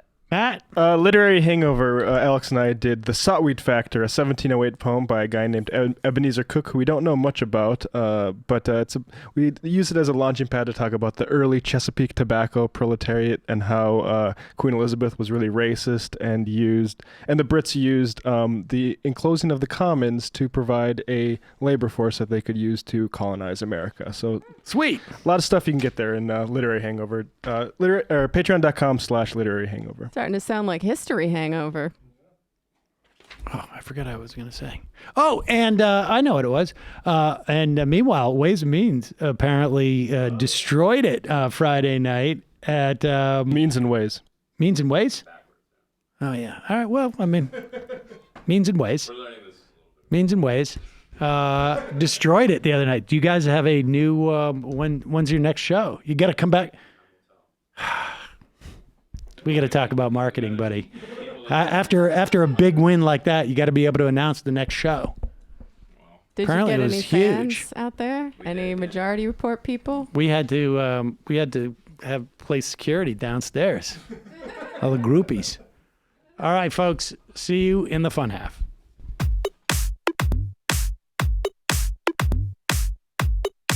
Left is best. Jamie and I may have a disagreement. Yeah, you can't just say whatever you want about people just because you're rich. I have an absolute right to mock them on YouTube. He's up there buggy whipping like he's the boss. I am not your employer. You know, I'm tired of the negativity. I'm sorry. I didn't mean to upset you. You're nervous. You're a little bit upset. You're riled up. Yeah, maybe you should rethink your defense of that, you fucking idiots. We're just going to get rid of you. All right. But dude. You want to smoke this joint? Yes. Do you feel like you are a dinosaur? That's some good shit. Exactly. I'm happy now. It's a win-win. It's a win-win-win. Oh, hell yeah. Now listen to me. 2, 3, 4, 5 times. 847-906-501-457-238. 56, 27, 1/2, 5 eighths, 3.9 billion. Wow. He's the ultimate math nerd. Don't you see? Why don't you get a real job instead of spewing vitriol and hatred, you left-wing Limbaugh? Everybody's taking their dumb juice today. Come on, Sammy. Dance, dance, dance.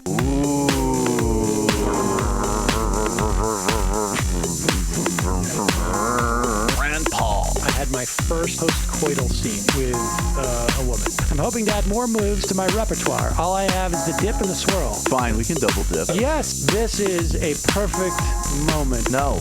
Wait, what? You make under $1 million a year. You're scum. You're nothing. Excuse me? Fuck you, you fucking liberal elite. I think you belong in jail. Thank you for saying that, Sam. You're a horrible, despicable person. All right, gonna take a quick break. I want to take a moment to talk to some of the libertarians out there. Take whatever vehicle you want to drive to the library. What you're talking about is jibber jabber. Classic. I'm feeling more chill already. Good. Donald Trump can kiss all of our asses.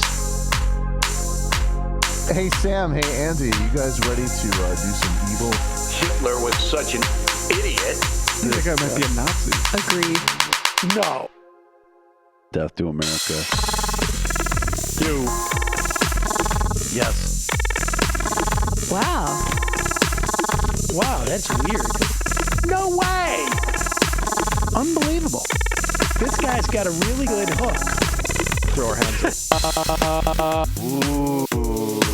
Wow. But Sam, I gotta get off. No worries. Let's. I want to just flesh this out a little bit. I mean, look, it's a free speech issue. If you don't like me, Hey! Shut up! Thank you for calling into the Majority Report. Sam will be with you shortly.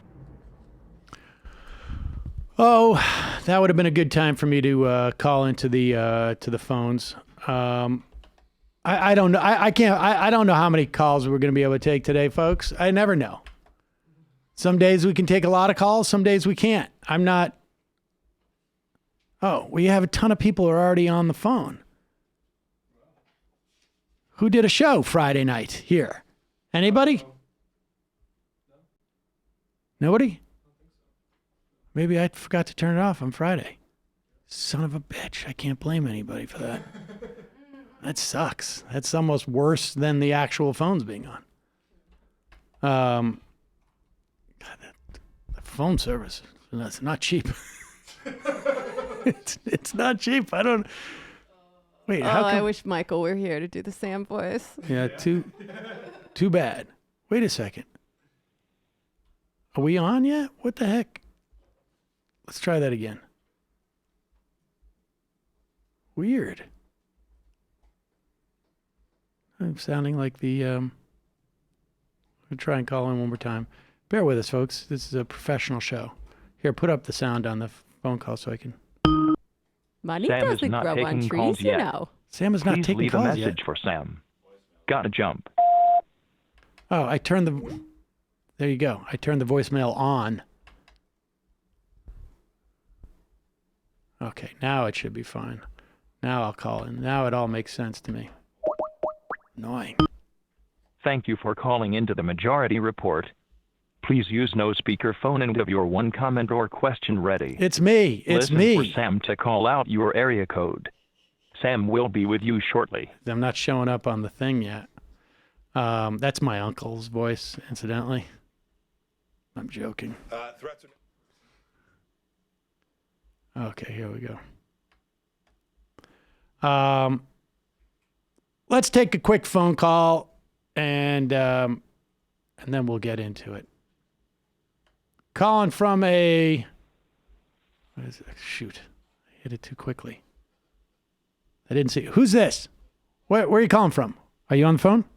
I can't tell. It's not showing up. Me? Yeah, who's this? It's Mike from Pennsylvania. How are you? Mike from PA. How are you? 610 area code. Now it's popping up. I'm doing very well. I wanted to call in about this whole Warren-Bernie kerfuffle. I had a slightly viral tweet about it because it was so ridiculous. I couldn't believe it was a real story. All right, let me just catch people up with the quick and dirty on this.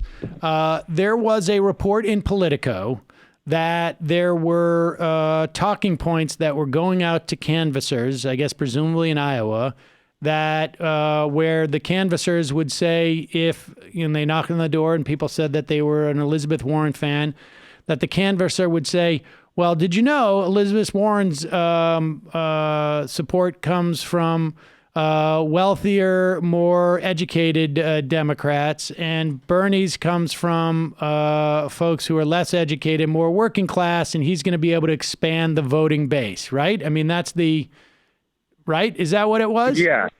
Okay, yeah, and then let's so, just hear Elizabeth Warren's. We have Elizabeth Warren's response.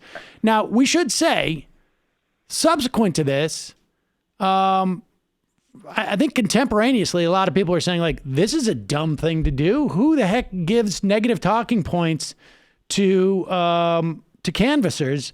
This sounds sort of suspicious, like it's not necessarily an official thing, and I think it's turned out that it's not. But it's, this is certainly something that Michael has said, Jamie has said, I think that Politico has written about in July. I mean, it's not a non-factual thing. I guess maybe some people find it offensive. Here is Warren's response, which I think, here, go ahead. The Bernie Sanders campaign and the way that they are talking about you at the doors here in Iowa, basically saying that your voters are people who will vote Democrat anyway, that you don't bring new bases into the Democratic tent. Why is he wrong? I was disappointed to hear that Bernie is sending his volunteers out to trash me.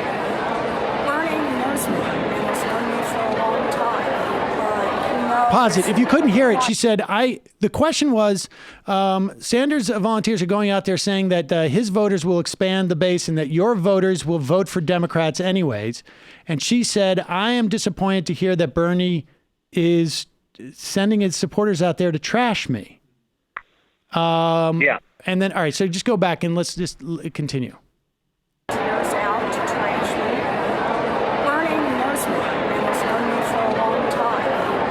He knows who I am, where I come from, what I have worked on and fought for, and the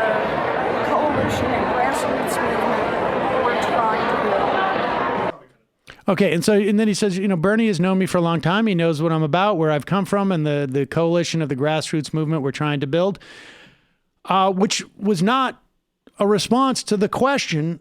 And it suggests to me that this is, and every campaign can have their strategy. I don't think it's a particularly. I have some thoughts about the efficacy of it, but it's a strategy, and her strategy is to make it as if Sanders is trashing her specifically and is, I guess, divisive in some way. Mike, go ahead, unless you... Wait, can I ask one clarifying question? The reason Hold on why one I knew sec. this was One sec. totally Whoa, live one sec, Mike. Go ahead. Can you hear me? Yeah, go ahead. Can you hear me, Mike? Can I ask one clarifying question about this that I'm kind of curious about? Sure. Do we think at this point in time that the Warren campaign knew that this was not an official script of the Bernie Sanders campaign?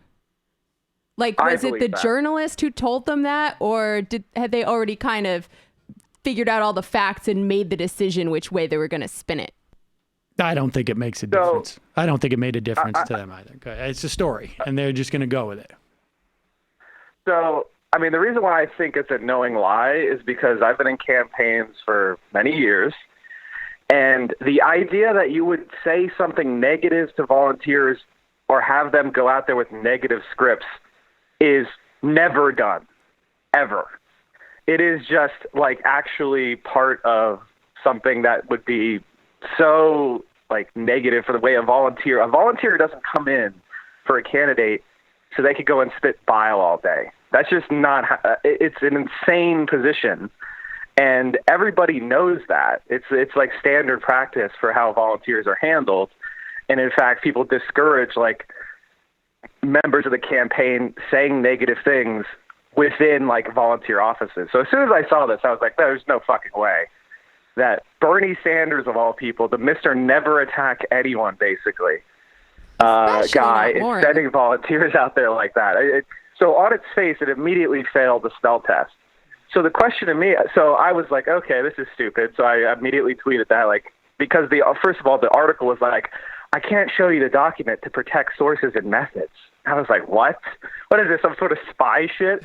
So that set off an alarm right away. And then I tweeted immediately, this is not true. And then what really pissed me off and what went viral for me is immediately got in a fundraising email from the Warren campaign saying, this is what Bernie thinks of you. And it was saying how Bernie was attacking her supporters. And so this is like such a coordinated lie that it actually blew me off my feet, because these are experienced campaigners in the Warren campaign. They know that there is no fucking way. Sorry for the F-bombs, guys. I'm sorry. Yeah, it's not Twitch, there's buddy. no way.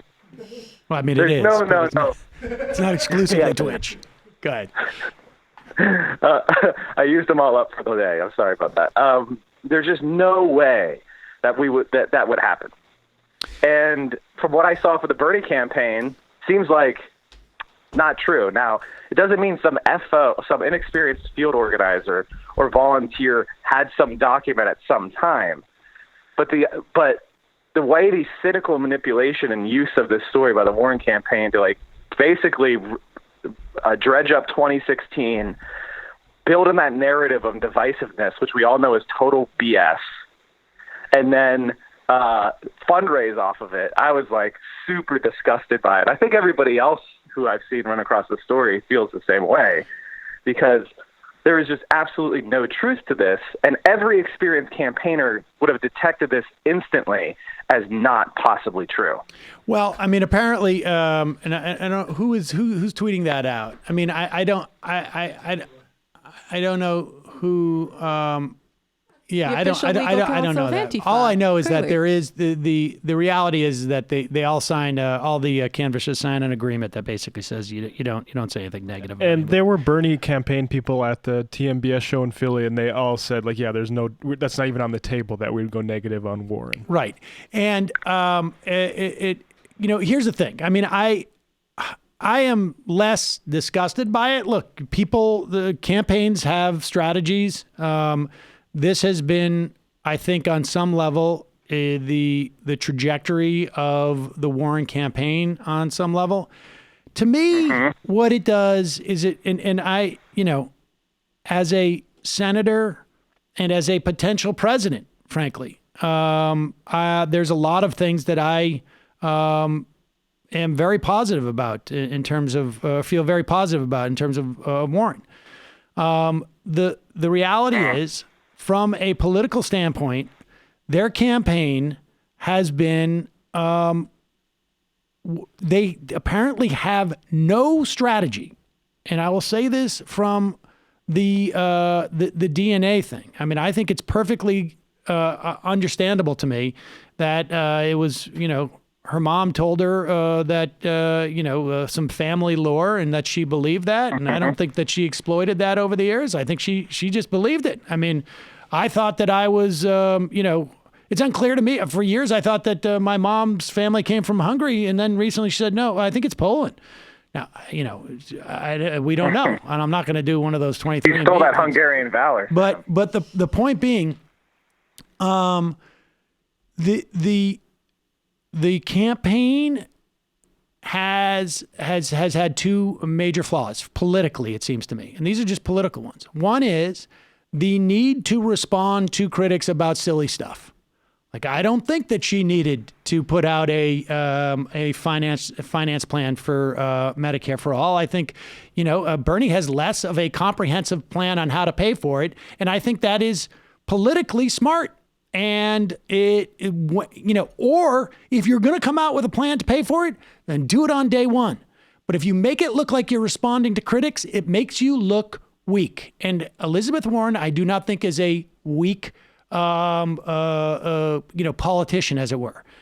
And I would say the same thing for the DNA stuff. Why respond to Donald Trump? She doesn't need to do that. Why respond to the question of how you're going to pay for Medicare for all? You simply say, there's plenty of ideas out there how we will do it. Here's a couple that I appreciate. We're going to give you the details when we push it through, but I'm not going to negotiate against myself. That's what dumb George Bush said. And this, making it about that you should vote for me because my opponent, and it wasn't the case, but having to gin up like I am being, critiqued about who supports me and my ability to appeal to a wide range of people. I mean, it just makes her campaign and her political chops look weak. And we, more than ever, although this is not a new concept, strong and wrong is better than weak and right. And strong and right is even better. But there is no calculus where this works. And I think that her whoever's advising her at the top of her campaign has failed to have her run on her strengths. She has, look, I think everybody with half a brain knew 6 months to a year ago that Elizabeth Warren represented, and nobody knew if this is what it would come down to, but represented a potential compromise between the Bernie Sanders supporters and the Joe Biden supporters. I mean, I think everybody, you could just look at it, anybody who followed politics at all understood that. But you do not run as the compromise candidate. You run as what you bring to the table and let it shake out. It wasn't like Bernie was ever going to veer to her right, and it wasn't like Joe Biden was going to veer to her left. She should have just run on her strengths instead of feeling like she had to answer the critics to maintain, the ability to be palatable to different sides of that equation. Because she was going to be there anyways. And stuff like this is not going to help her. And, it doesn't disgust me as much as I find it frustrating to see because it's divisive. Frankly, it's like it is what everyone is pretending to condemn. And frankly, I'm not as concerned about it because I think Warren's supporters will ultimately the plurality of them, if not the majority of them, will support Bernie. I mean, who knows in the primary if it comes down to she ends up dropping out. Maybe she doesn't drop out. But if she did, and I certainly feel like everybody who's going to vote for Elizabeth Warren is going to vote in the general election for the most part. Yeah. I mean, but it's it's not effective. It's just simply not effective. Well, that's the craziest thing about this. Like, at least in 2016, the Clinton campaign was able to locate some legitimately sexist garbage being hurled her way by either real Bernie supporters or bots or whoever on Twitter. This criticism, like, it's just a statement of fact. I don't even think I would call it an attack per se. Like, this is the worst thing you could find. Yeah, you guys are in trouble. And, like, I want her to be better at politics, believe it or not. Like, I obviously support Sanders this time around, but she's still one of the better Democrats and might be the nominee eventually. And for that reason alone, I want her to be better at this. I agree. On that point, like, I would say, like, I've been much more, like, I was probably strongly in favor of Warren as a choice in the beginning of this campaign. But I've just seen that she's a bad campaigner and she has terrible political instincts, whereas Bernie is the opposite. So the rationale for her candidacy has just been totally annihilated by the conduct of her campaign, be it from, the people she's brought in, the way she reacted to the DNA scandal, the way she reacted to the financing of Medicare for All. It's important to point out that her financing plan for Medicare for All included a head tax, which is regressive, just so she could say, I'm not raising middle-class taxes. So she's supposed to be the wonk, right? But she's actually choosing suboptimal policies for political reasons. I think the head tax. I look there. That's controversial. I mean, let me just put it that way. I don't think that's settled. That head tax, as you articulate it, is necessarily aggressive. I know Brunig makes that argument. I've seen counter arguments that I think are also compelling. I think I don't think there is a single voter who is switching from Warren to Bernie or to anybody else because of that head tax. What I think happens is the vast majority of voters do not pay that much attention to it. And all they see is controversy. They see a cloud and they can't make out the definitions of that cloud around it. I'm not talking about people who listen to this show, or I'm talking about like normal people, even more engaged than normal people. But they don't necessarily see the policy implications of it. They just see like she's on the defensive, and being on the defensive, particularly in this era, is just not good. Now, I don't know that Bernie necessarily has better political instincts, to be honest with you, but he has the advantage of being singularly minded and almost, I mean, some people have argued to a fault, one-dimensional in his proposals. But what that does is it takes a lot of the questions off the table, right? Like, there is some value to orthodoxy as you live your life, which is that your set of questions that you have to answer on any given day are less because you know the answer already. It has already been predetermined based upon now. I don't know if that is an advantage or a disadvantage in the context of governance. There's so many other factors that play into that. But in the context of an election, and you're running against someone like Donald Trump, who is not going to fight with nuance, who, like I say, he may say that Bernie Sanders is a socialist communist. But the problem is the conversation's not going to end there. And he's got nothing to say after that. He can't even explain what that means. And so he can get away with saying, like, crazy Bernie. But the point is that Bernie's not running on his sanity. And crazy Bernie sounds like a cool guy. I mean, it doesn't, like, whatever he comes up with, he could come up with like any type of saying, divisive Bernie. But the point is that Bernie's not running on any of those. What I'm just trying to like hypothetically come up with what Bernie's not running on that. And I mean, specifically his slogan is me is not important. Like who I am is not important is literally his slogan. And all Donald Trump's strength is he attacks the individual.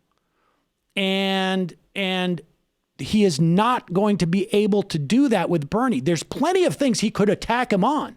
But the point is that Sanders' campaign, if it is successful, if he gets the nomination and goes into the general, will not be contingent upon him. And therefore and this is a critique I made of Clinton. This was a concern I had about Clinton's campaign at this time in 2016. 2016 was maybe 3 or 4 months from now, was that she is running on what I considered to be a very strong, I'm just talking like, objectively speaking, her curriculum vitae, if you were going in for a job interview, was incomparable. Nobody had a better sense of what it takes to be president. I may not like some of the policies, but in terms of like close proximity to that office and seeing it from various perspectives, nobody had a better view of that. Maybe ever. Well, maybe not in modern era. Let's put it that way. I mean, I guess maybe like, John Adams, like, I had a sense, whatever. But in the modern era, nobody was the first lady, was there in those conversations, and then being Secretary of State and also being a senator. And I mean, nobody had that level of experience. But that was too much of an allure to run on, because at the end of the day, it became about like, I'm with her. Like it's about her, the individual, and she would have beaten any of the other candidates, I'm convinced, who would have been running on the same sort of playing field, which is, you should elect me. I was governor of Florida, and so I have executive administration. Of course, I grew up in a family with 2 presidents. I've seen what it takes, blah, blah, blah. Or you should, elect me, Marco Rubio, because I've been in the Senate, and I have a vision for this and that, and these are my experiences. She would have beat them. But when you're running against Donald Trump and you try and, if you decide to play on the playing field in which he is strongest, you will lose. And that's the problem. I think I look at this and I hate to say it because I resisted this idea for a long time, but I see the outlines of a very similar campaign between Warren and Trump than with Hillary and Trump, in the sense that I think her advisors did this consciously in the primary. I think I agree with you, but I think her advisors consciously did this, and it was a mistake. No, of course it was a mistake. It was a horrible mistake. They've been making nothing but mistakes. Like the way that they shirked the Medicare for All fight. She came out personally. She always spoke very strongly, but then the messaging coming out of her campaign was wishy-washy. And so she lost a lot of people for who Medicare for All was very important, and she was like a good alternative. She had we don't even need to talk about how she took the Pod Save America guy's advice to take a DNA test to prove she's a Native American. I mean, the idea that Donald Trump is going to get evidence that you're actually Native American, so he's going to stop saying Pocahontas, is the most asinine thing I've ever heard. He literally kept arguing that Obama was born in Kenya, and he still says the Central Park Five are guilty, even though they're all exonerated by irrefutable proof. Yeah, so falling into this trap was so stupid, I can't understand it. Yeah, Did you see the photos she posted to show how not racist the figurines in her kitchen were? Well, that's what I'm saying. So that falls in the trap of the Hillary campaign, where you're constantly talking about how you're not actually racist, and she falls into all those right-wing tropes about things like affirmative action. Who was better? A bad candidate. Who was more situated in this campaign than anyone to simply talk about policies? Nobody. And her campaign managers, her advisors, or whoever it was, they made a decision that we're going to be the compromise candidate. And so we're going to run in that way and always make sure that we're positioned that way, as opposed to just simply saying like, there's no way we're going to get to the left of Bernie. That's not a danger. And there's no way we're going to get to the right of Joe Biden. That's not a danger. Let's just go forward with what like Elizabeth Warren brings to it. And I think, look, part of it is it's hard to come out in your first national campaign and be pitch perfect. And in this, I mean, it's hard. It's hard to get it all right the first time. And I have a feeling there's going to be a lot of lessons. But look, it's not over. But I think this exchange was an example.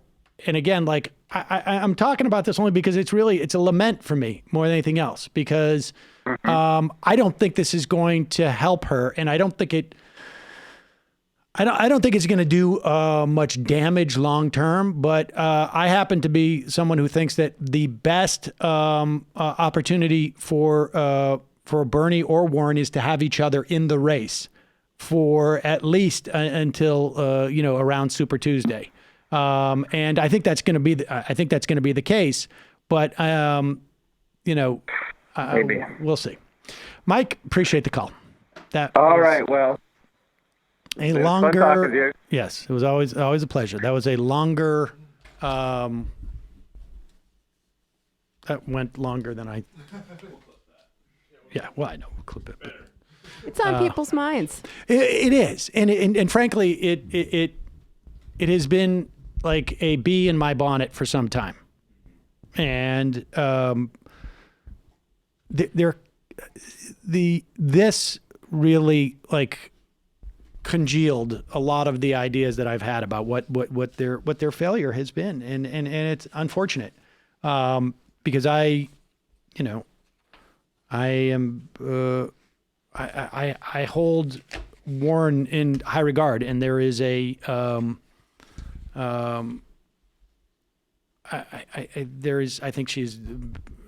been a disservice. Now, obviously, like, you pick your campaign people, and you have responsibility for that. That's the team you assemble. But from a political perspective, well, the debate might be kind of lit this week. I don't think they're going to go at it in the debate. Well, don't you feel like the media is going to try to provoke them, though? I think so. I think there's going to be, I think Bernie, my guess is Bernie's going to diffuse it. I think Bernie understands, and I think his campaign understands that they cannot win without a plurality, if not a majority, of Warren supporters. And there will come a time, maybe it will be in Iowa, where because if your first place candidate does not get through a certain round, you go to your second place, and they want to still be that second place candidate. And so it is, in my estimation, been a very smart move to not attack Warren. I do not think that making the argument, look, put up the Politico thing. Do we do a chair sheet of that? Look, this is just a bit of analysis, right? That was done in July of this year by Politico of last year, of 2019. Where they say essentially what was in these talking points. Now, one of the sad things about, here it is, Politico, what was the date of this? This was July 12th, 2019. In poll after poll, Sanders appeals to, quote, that's all quote, to, lower income and less educated people, men and younger people who vote less frequently. While Warren's camp consists of people with postgraduate degrees, women, and seniors who follow politics closely. Now, this is the argument that I have made about, and we haven't seen this because they don't do polling this granular, or to the extent that they do, it's not public, that I've argued about Joe Biden's black support versus Sanders' black support. That Joe Biden's black support, and this is complete speculation on my part, but it's analogous to this, are high propensity voters who will vote for the Democratic nominee, whether it's Joe Biden or Bernie Sanders. Bernie Sanders' black support, I think, are probably lower propensity voters who may not vote for the nominee if it's not Bernie Sanders. And that's the argument that Politico is making about Bernie Sanders' appeal, at least in July of 2019. Now, I presume that this dynamic has not changed dramatically. And so to state it as a bit of an analysis or an assessment is just the fact of it. I don't know that I would send canvassers out there, but we have a very weird electorate right now where they, because of social media, because, of the way that, campaigns now operate and it's the Sanders campaign and other campaigns, they're attempting to be their own little social media networks. That everybody sort of has a take that is at arm's length from what they feel. And so making an argument about electability based upon this type of data, 20 years ago was just not that big of things didn't get that complex or sophisticated in the way that people would make assessments because most people wouldn't know about it. But it's hardly trashing to point out these facts. It's not trashing. It's certainly not trashing of Warren. And it's not even necessarily trashing of, I don't think it's trashing of her electorate who, I fit that demographic. Well, I think a lot of them feel guilty for fitting that demographic, though, probably. I don't think that's necessarily the case either. Maybe there's some. I don't like to think of myself as an affluent, educated, white liberal. The copy that went out in the email was pretty similar to that. What that in her email? Yeah, in the fundraising email. I think there's definitely some sensitivity that it's not a working class sort of movement behind Warren. I guess I think that's probably a sensitivity more from Bernie supporters. I don't know that Warren supporters are self-conscious have that level of consciousness. All right. That's well, they're at least conscious about their lack of diversity racially. They certainly understand that. I guess they could look at the polling and see that, it's also conceivable that a lot of people just, decide that they just are subjects of polls rather than actually consumers of polls. I would bet maybe that's not the case. I don't know. But regardless, we can pull up the copy from that fundraising email if you want.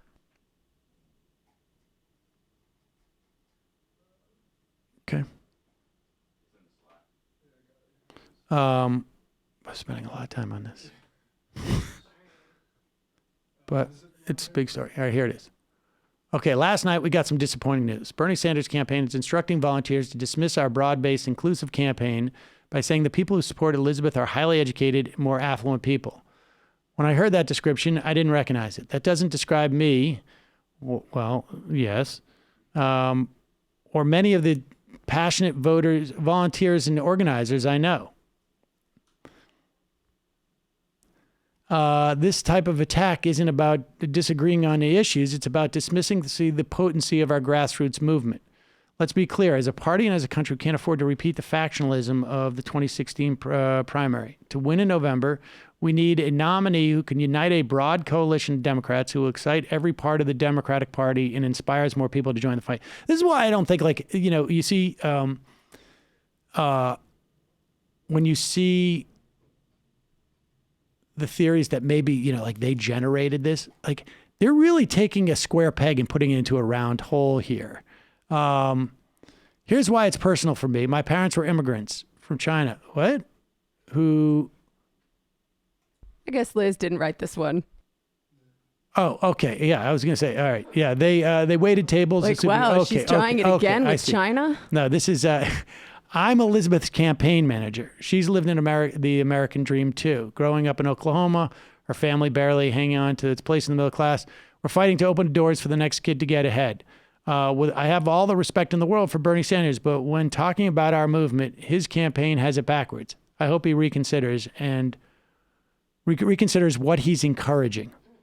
Like, this is at all a subjective metric. And it's not a comment on the people working on Warren's campaign. It's the comment to the people she's going to bring to the primary polls. Right. And that's what I'm saying. They're taking a square peg and putting it into a round hole. They're taking a statement of fact and turning it into a value judgment. Look, I also, look, every campaign does this.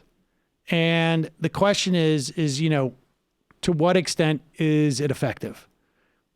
I personally thought in Bernie's 2016 campaign, when it became all about the rigging, it had a similar feel to this. It was like, we're going to make a process argument because we've run, the potency of the arguments have run out. And I feel to a certain extent that this is also like, wait, what? It's not, this is not an attack on Warren. It's just simply restating a fact of, like, the nature of the support. And so. Yeah, every campaign has made an electability argument too. Like, the Bernie Sanders campaign is not the only one.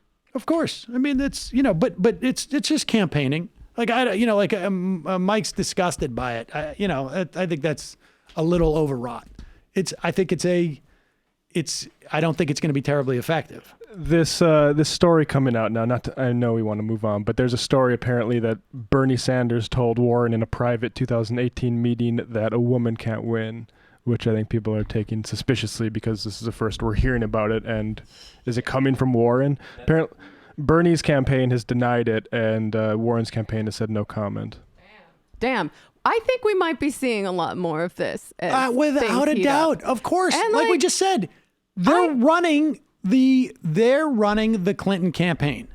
And that's disappointing because, like, I sincerely thought that Elizabeth Warren was better than that. I did. I mean, look, campaigns do things. Like, I don't think that, I think it, well, she's in charge of it.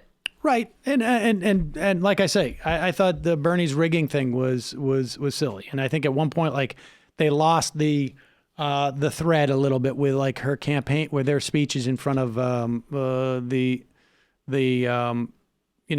banks, whatnot. But the problem with this is that the reality, I don't know if this is true or not.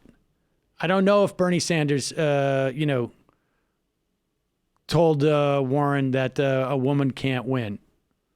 But anybody who says that they're not concerned that this country showed enough misogyny last time, now I happen to think that misogyny was not the... there's no doubt in my mind that misogyny plays a role in this, right? Like, I don't know what the percentage points that Hillary Clinton lost because she was a woman, but there's no doubt in my mind that there's a number associated with that. And I happen to think that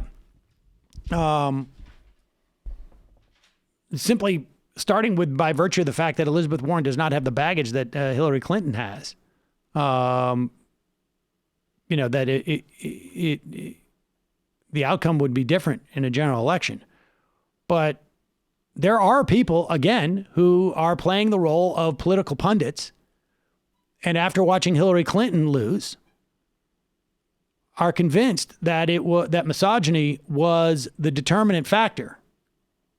I don't think that it was. I think it was at play, but I think there were, like I say, there was 12 but-fors as to why she lost. But I don't think that there is, and it may work in the context of the Democratic primary, it may not. But I think that one of the things you got to be careful of when you have an electorate that's a bunch of pundits is that if you raise the specter of, is misogyny going to keep Elizabeth Warren out? I think there's a lot of women who, after Hillary Clinton's loss, sadly took the message, and sadly either because it was correct or not, that a woman can't win in this era. And I don't know that reminding people of it on the eve of Iowa is necessarily the smartest play. I think, the idea is to build some resent towards Sanders. But, this is the era when the campaign does this. Well, I will say, and this goes back to the argument that I had with Michael, and I think you agree with me on this, that there is a number, I don't know if it's a huge number, but there is a number of Warren supporters who will refuse to vote for Bernie if they think Bernie supporters are being mean to them or their candidate. Well, I think that happens all over the place, right? I mean, I think that I spoke to a lot of Bernie supporters at the DNC who were personally affronted by the way they were treated. Yeah, and maybe it's not fair. Maybe they're applying a double standard. Maybe they're a bunch of triggered snowflakes. But that is a political reality that Bernie and his supporters need to deal with. Absolutely. Absolutely. I mean, I think this is not, it goes both ways. If, and for better or for worse, Sanders has, Sanders supporters have this reputation. Is it deserved? Well, only of a very narrow few. But, guess what? We live in the world, and a narrow few always end up representing more people. That's why, that's the whole idea of better dress well. You're representing our school today, or whatever it is. When you go to that tournament to the spelling bee, everybody's going to behave. My kid goes to a school or my daughter went to a school where they would go off campus for lunch. It was public school, but they would go to lunch twice a week, as early as 4th grade. But they had to sign a document that says, when you go into the restaurant, you better be nice because you are representing the school. Oh, yeah. I've had to reel in my spicy DSA takes since I became a member of a caucus. I think this is all true, but I also think the signaling that Warren's doing now and going forward is going to make a lot more difference in who her supporters end up supporting than anything on Twitter. I agree. That's also my big lament, is that they're going scorched earth too. And I don't think that's healthy. I worry about that. All right. Gun girl? Yeah, let's go to the gun girl. All right.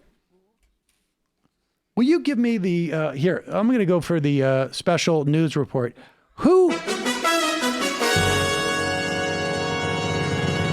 And now we go to special gun girl correspondent Matt Lack to explain to us who this is. Who is she? I vaguely remember her, but I don't remember specifically. Yeah, I mean, I don't remember getting this title of the gun girl correspondent, but as far as I remember, she's the Kent State girl who was helpful in coordinating the diaper protest, and then later TPUSA threw her under the bus and she went independent. Why is she gun girl, though? She carried a gun at graduation. Yeah, took some graduation pictures, I think, with the gun, and she's all about firearms. Now, people have to understand, I want to just put this clip in context. Right now, what they're doing on the right is they're trying to find what is going to be that viral video that's going to own the libs, that is going to play in and provide Donald Trump with a theme going forward, right? What's it going to be? They took out Acorn, in part because the Democrats were so weak, and Acorn, that people underestimate the importance of that. So, but I'm going to go out and do this, and more power to them. I given the opportunity and the time, I would go do it as well on different topics, obviously. And here they are. Now, here's the part that I don't understand. This is a clip from her show, I guess, Liberty Hangout. It's where Liberty. Just hanging out, talking Liberty with the pals. One of the beauties about Liberty is that it just can hang out if it wants. And she's going on campus. Now, for the life of me, this is what I would call the blooper reel. Yeah. She seems to be putting out footage that does not necessarily, but they live in their own universe, folks, and they think this is the owning of the libs. So she's on some college campus. Do we know which one it is? We don't know. It sort of looks vaguely familiar to me, oddly enough. Where is she from? Ohio, though, right? Okay, so here, maybe it's Kent State, but here she is. Here's some random dude at a college thing. Remember, conservatives love to go and approach college students and try and get them to say something, and this is how they you know.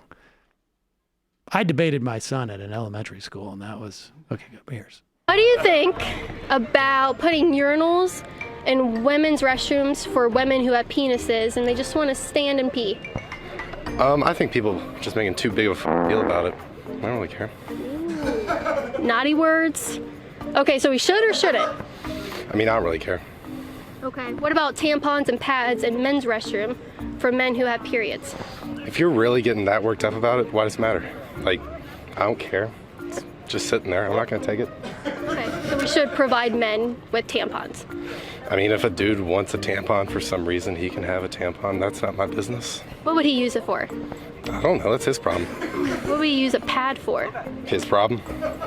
Do you think they should seek medical advice if they're having bleeding? I mean, if they want to, I don't really care. Why should I care? I don't know. I care about people.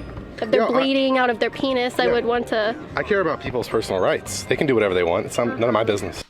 Yeah, there you go. When the Liberty Hangout gets a little bit crowded with too much liberty.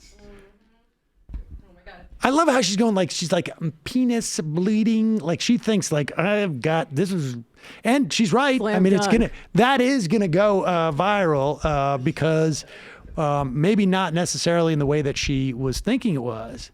I guess that's the idea. Like, if you can show that, and there was another clip after that in that same thread. I'm receiving reports that this girl pooped herself at a party. Oh yeah, that's true Hence, too. Well, maybe shouldn't be let's reminding just say people that's alleged. about the bathroom. That's alleged. That's alleged. Well, if she did, we know she participated in the diaper protest as well. That's true. I mean, she has priors, but I would also... I mean, what is a diaper but pants you're supposed to poop? I like the Liberty Hangout coming to the conclusion that we should be interrogating people about their penile bleeding. Thanks for that, Liberty. Right. Yes. That's what Liberty's all about. Turning in people if you think that their penis is bleeding. Forced medical observations. Unbelievable. Like, they're really like, this is the best thing about it was that guy really did like articulate the whole point is that are you really elevating like the idea of like urinals in bathrooms, like in women's bathrooms, or the idea of like, God forbid that a man has to see an unused tampon in a bathroom? Like, this is what kind of society we turning into?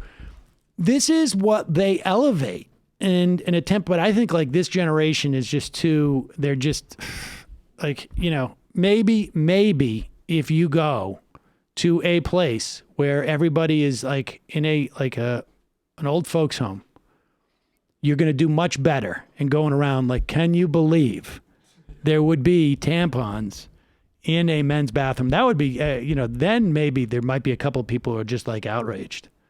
But the proper response to that is like, what's the big deal? Yeah, normal people who aren't reactionary psychos don't care that much about this stuff in that it doesn't bother them if it's happening. I mean, I saw some tweet by Crowder coming in today that was like just sort of something like, when my wife is making dinner for me, I love pinching her butt without consent. And yeah.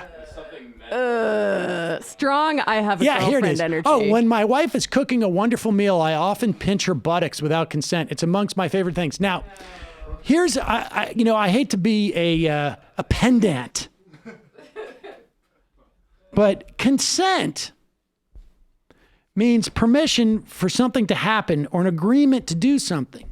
Now, the question is really, is his wife saying like, you're not allowed to do that? Or just like, you haven't asked me each instant time that you do it? Like, in other words, like, I could know that my wife, hypothetical wife, doesn't mind it when I pinch her butt. Or to the extent that she does, it's like an annoyance that's like anything else. It's playful. That is playful. That really what I'm talking about is like, I'm surprising her. I'm sneaking up and I'm doing it when she wasn't expecting it. Like, you know, whatever. But if your wife is saying, please don't do that, I know you think it's funny, but it makes me feel uncomfortable for whatever reason, and you continually do it, is that really what's going on here? Like, I'm curious. I would like to see him sort of like just, you know, obviously he feels really obligated to tweet this out because it's going to trigger the lips. The amongst really makes it that 10 times more cringy. It's like strong milady energy. Right. It is amongst my favorite things. That's the way he likes to talk. The tweet is wearing a fedora. Right. I am definitely somebody who hungers after women. I'm going to tweet that out. Right. Dad was a wrestling coach. Is that right? I wrestled. Can't believe he has a wife. Love to sit with and take pictures of my cigar that I've just lit up. Right, exactly. Listen to my favorite podcast. Look at me. I'm smoking a cigar. There's a real to prove something to myself tonight. Exactly. There's a lot of effort being made. Look at I'm a man. I'm a strong man's man. Have I mentioned how not gay I am? Well, I don't. Who knows what demons? Actually, not gay Jared is no longer with Crowder and under some murky circumstances. Oh, is that right? Yeah, I don't know what happened. It looks sad though. Really? R.I.P. to a real one. Yeah, there you go. Let's see what do we got here. Here's Donald Trump basically announcing that your tax dollars, we're going to parlay that into, I don't know, actually. I don't know if we're actually making a profit on this. Basically, America is Blackwater now. That's right. We could hire mercenaries or we could be them. We're sending more to Saudi Arabia, and Saudi Arabia is paying us for it. You know, we're doing something that nobody's ever done. I said to Saudi Arabia, we have a very good relationship with Saudi Arabia. I said, listen, you're a very rich country. You want more troops? I'm going to send them to you, but you've got to pay us. They're paying us. They've already deposited $1 billion in the bank. We are going to help them, but these rich countries have to pay for it. South Korea gave us $500 million. They never gave us any. They gave us $500 million. I said, you got to help us along. We have 32,000 soldiers in South Korea protecting you from North Korea. You've got to pay. And they gave us $500 million. I mean, $500 million. I mean, you should have said that in the Dr. Evil voice. It sounded like it. $500 million. We don't need any other justification to why we send our troops anywhere. Check clears. As long as we're getting money. Now, yeah, it's a protection racket. To be honest, if I've got to be honest, that $1 billion didn't necessarily go to the U.S. Treasury. But they paid. The important part is they paid. Who gets the money? Let's not get caught up in any of the details. I could just imagine him sidling up to some world leader like, nice country you got there. Shame if something should happen to it. I think Need to buy any bone saws? Look. $1 billion. Everybody knows someone gets a commission. So I take 10%. 10% kicked back to me. We got $900 million in the U.S. Treasury. $20,000 for bone saws. Everyone gets a taste. Let's get more on this embassy issue. Here is Mark Esper trying to answer. And Margaret Brennan has been on a tear as of late, ladies and gentlemen. She really seems to be reluctant to ask a follow-up question. I want you to see he's not just a Raytheon lobbyist, folks. He is the Secretary of Defense. The Secretary of Defense, right? He is in charge of the military. All the military. There's intelligence agencies. There's obviously you got your Navy, your Air Force, your Marines, and your Army. 4 branches of the service, and then you get, I guess, special ops. So there's a whole lot of defense stuff that he is responsible for. I want you to pick out the part where really Margaret Brennan, we went through all of this. She did just let it slide. It's a little bit disturbing, frankly. What he says and the fact that she didn't respond to it. Here it is. The specific threat that the president shared with Fox News about 4 U.S. embassies being under threat, also shared with Congress. Why was there a difference? What the president said was he believed that it probably and could have been attacks against additional embassies. I shared that view. I know other members of the National Security Team shared that view. That's why I deployed thousands of American paratroopers to the Middle East to reinforce our embassy in Baghdad and other sites throughout the region. Probably and could have been. That sounds more like an assessment than a specific, tangible threat with a decisive piece of intelligence. Well, the president didn't say there was a tangible, he didn't cite a specific piece of evidence. What he said is he believed. Are you saying there wasn't one? I didn't see one with regard to 4 embassies. What I'm saying is I share the president's view that probably my expectation was they were going to go after our embassies. The embassies are the most prominent display. All right, pause. I don't know if we need any more. Probably could have. Good for her for pointing that out. Then he goes on to say, probably my expectation was. But here's the part that really sticks out for me that I feel like that Brandon should have said. Are you telling me, you say you didn't see it. Are you telling me that it's possible within the context of our government that there could be evidence of an imminent attack on 4 of our embassies and you as Secretary of Defense would not see that?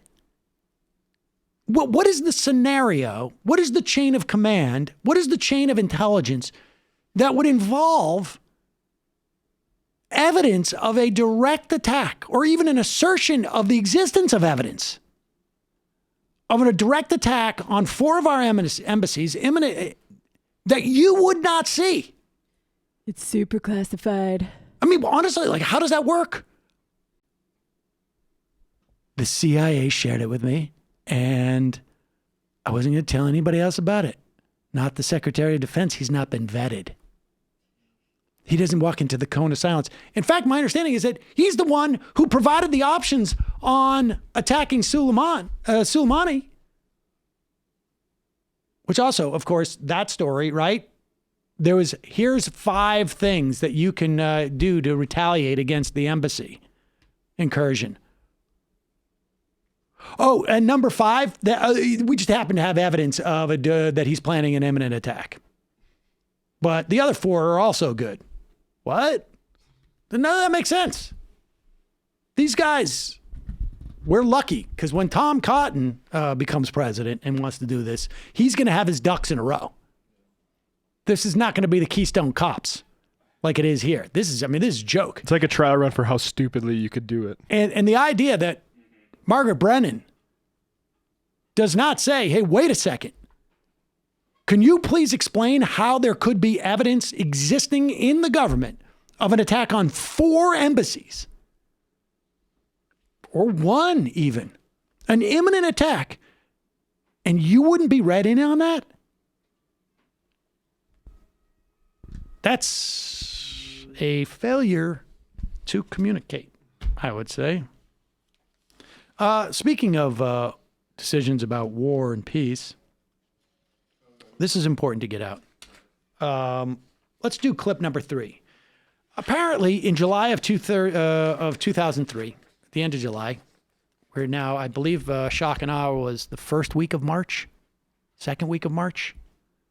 It was in March of 2003. I can't remember the specific dates. Maybe it was the 3rd week of March. So, April, May, June, July. We're 4 months out from shock and awe. The invasion, the illegal invasion and occupation of Iraq. Here is Joe Biden. He is giving a long speech to the Brookings Institute. There's a clip going around, but it is a different clip of that same speech. He goes on to say, most Americans don't realize it's costing us billions a week to just keep our troops in Iraq. Saddam Hussein is no longer in power, and that's a very good thing. sons Kusei and Uday have been killed, and that's another good thing. There's a special place in hell reserved for the both of them. I'm a tough guy. He went on to say in another clip in the speech from like 8 minutes to 11:35, the president of the United States is a bold leader. He is popular. The stakes are high and the need for leadership is great. I wish he'd use some of his stored up popularity to make what I admit is not a very popular case. But I and many others will support him when he makes that case. That is that we've got to stay in there for a long time. He goes on to say, I wish the president, instead of standing in front of an aircraft carrier, several in front of a banner several months ago saying mission accomplished, had stood in front of a banner that said, we've only just begun. Well, little did Joe Biden know that we would still be there 17 years later or 15 years later, whatever it was. Because that would have been the truth. They are the facts. So Joe Biden knew, even in the first couple of months of the thing, that we really need to be there for a long, long time. But this is what we were sold as to why, this is going to sound very familiar, ladies and gentlemen, why we had to attack Saddam Hussein, destroy that country, was because of preemption. But the fact is, there was no evidence of a imminent attack, of an imminent attack. That's what preemption means. I have every reason to believe you're about to do something, and I'm going to preempt that. It is happening. Put it in motion, and I'm going to preempt it. What we did, at best, was preventative. We have an expectation. We have a belief that Saddam Hussein is going to be a threat to us. Now, there's a lot of evidence that we didn't even have that expectation or belief, that it wasn't a preventative war, which really is not a doctrine of justifiable war in any way. A preventative war is an illegal war. This was just simply a war of choice. One where, as Nancy Pelosi has told us, the House Intel, and I imagine the Senate Intel committees, knew that the claims of nuclear weapons were lies. I, as a soon-to-be director of I'm with Busey on Comedy Central, how's that for a credential, knew, based upon what I read in the paper, albeit page 17C, that the chemical weapons that Saddam Hussein supposedly had were not weapons of mass destruction in any way that we contemplate it. It's conceivable that if somebody took a can of ricin and put it on a subway car, that 30 or 50 people would die. But you weren't talking about thousands. They didn't have any type of chemical delivery system or chemicals, frankly, that would have killed thousands of people. And at the moment that we initiated our invasion and occupation, or I should say a day before, the country was crawling with weapons inspectors who had been reporting back for weeks. We can't find any of the things that you say are here. CIA, Defense Intelligence Agency, whoever it is, tell us where it is, and we will go there. But all of the sites that we've been given so far, there's nothing. There's no trace of it. Hasn't been here in ages. It's conceivable Saddam Hussein was pretending he had this so that he wouldn't be attacked. But George Bush told the UN, get your weapons inspectors out within 24 hours. And within 48 hours, we were lighting the place up, as they said. Here's Joe Biden just 4 months after that. Preemption demands, in my view, a high standard of proof that can stand up to world scrutiny. And this new standard articulated before our committee and by others in the administration, that all intelligence is murky, and we have to act on murky intelligence, does not meet that standard, in my view. Instead of a preemption doctrine, what we need is a prevention doctrine that diffuses problems long before they explode in our face. And I'll be talking more about that in the next couple weeks. But for now, suffice it to say, the administration, in my view, is wrong to make this about preemption, but right to confront the challenge posed by Saddam thumbing his nose at the world and refusing to alter his conduct. Pause it. Now understand, he is now trying to justify this war, saying that the preemption was not the reason why we should have gone. We should have gone for prevention in and of itself. Even though he knows he's 4 months away from the fact that there were weapons inspectors crawling throughout that country. 100 some odd weapons inspectors. He knows it, but he's still justifying it. He had a long time dream of cutting up Iraq into 3 separate countries. One for the Kurds, one for the Shia, one for the Sunni. Massive colonial project, which I think we have seen does not necessarily work. And it'll be, I think, a little bit clearer, when we have that nuclear confrontation between Pakistan and India. But here we go. Continue. And refusing to alter his conduct. Contrary to what some in my party might think, Iraq was a problem that had to be dealt with sooner rather than later. So I commend the president. He was right to enforce the solemn commitments made by Saddam.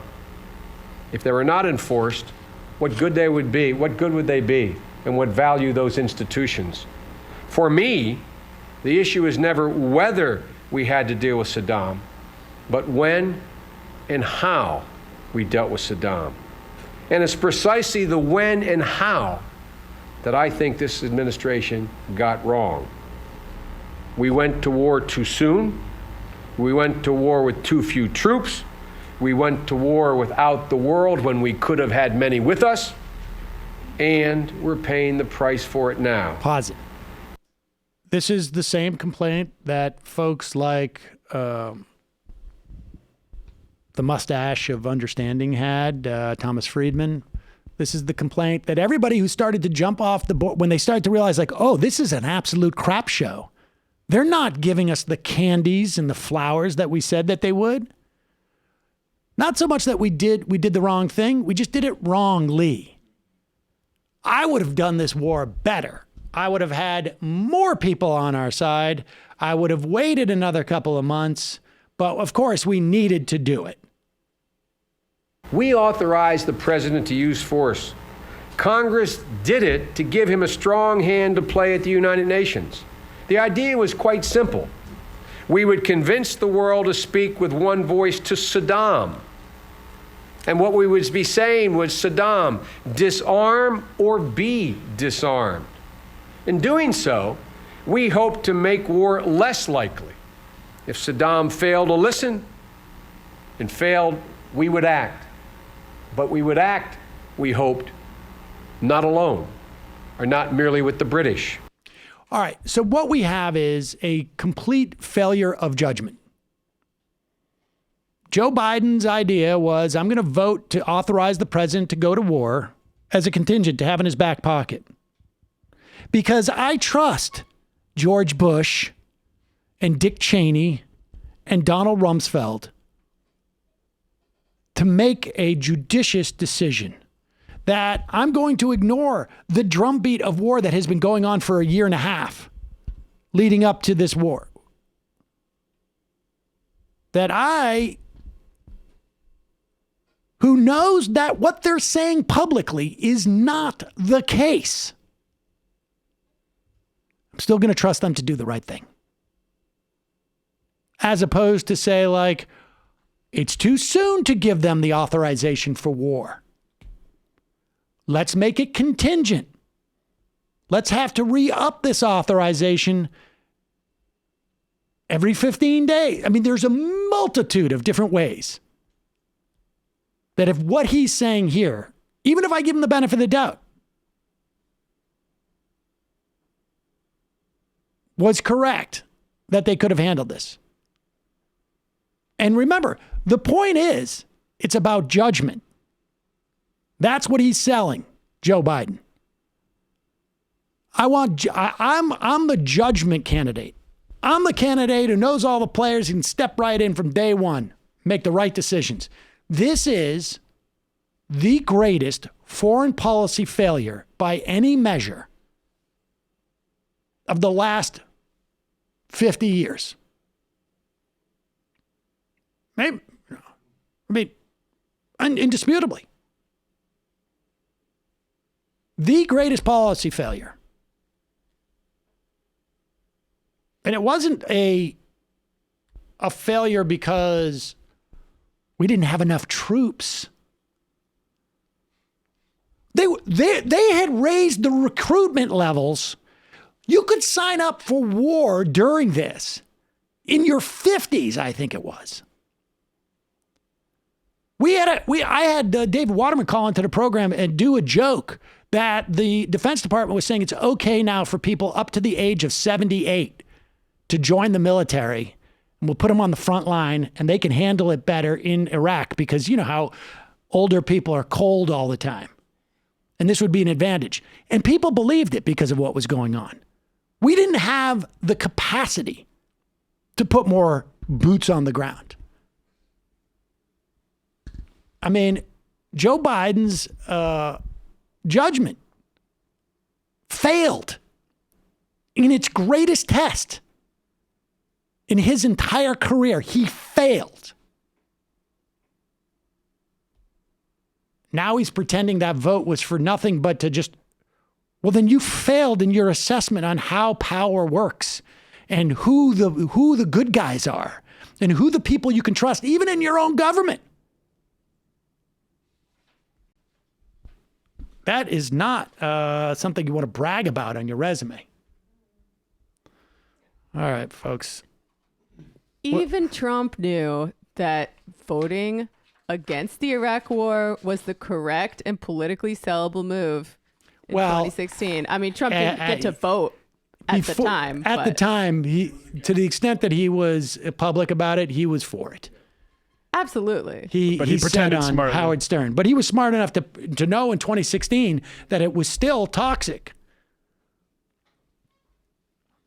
Absolutely. And the problem Biden has is it was toxic in the Republican Party. Yeah, well, Biden's running in the Democratic Party who are actually going to know what his position was. Republicans, they'll just take whatever cues Trump gave them. Of course. All right. I'm going to take one more phone call and then we got to get out of here. I got to record. I'm sorry, folks. People have hung on for ages. I'm just going to take the next one. 979 area code. Who's this? Where are you calling from? Hey, can you hear me? Yeah. Who's this? Where are you calling from? Oh, this is Alan. I'm from Texas, the College Station A&M area. I was wondering if we could shift. Can you hear me? Yeah. Okay. Alan from Texas, the College Station area. I was wondering if we could shift gears just a little bit. There is this proposal with the FCC that they want to make it so that you have to sorry, I'm super nervous. Don't worry about it. Do you know what a quadcopter is? I do not. Okay, if you can Google like DJI, it's like a drone. It's a little drone. Little drone. Yeah. Okay. It's a little personal drone, and you fly, within no more than a block or two away from where you are. The FCA is they're trying to make these rules where you have to report in real time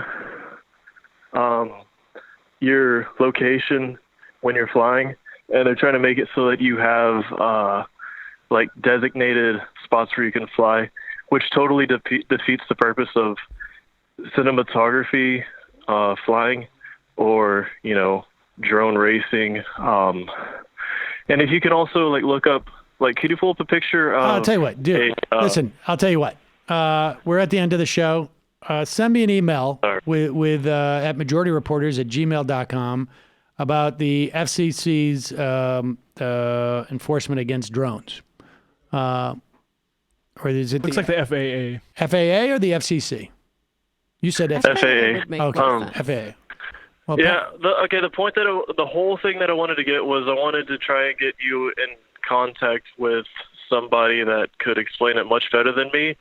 That because like I really want to try and get this overturned, this ruling, and so if there's any like I've tried getting in contact with them, but I'm like send me an email. majorityreporters@gmail.com. Okay. All right. Appreciate the call. Sorry for being nervous and weird. No worry. Great. That's great. Don't worry about it. All right, folks. That's all the time that we have today.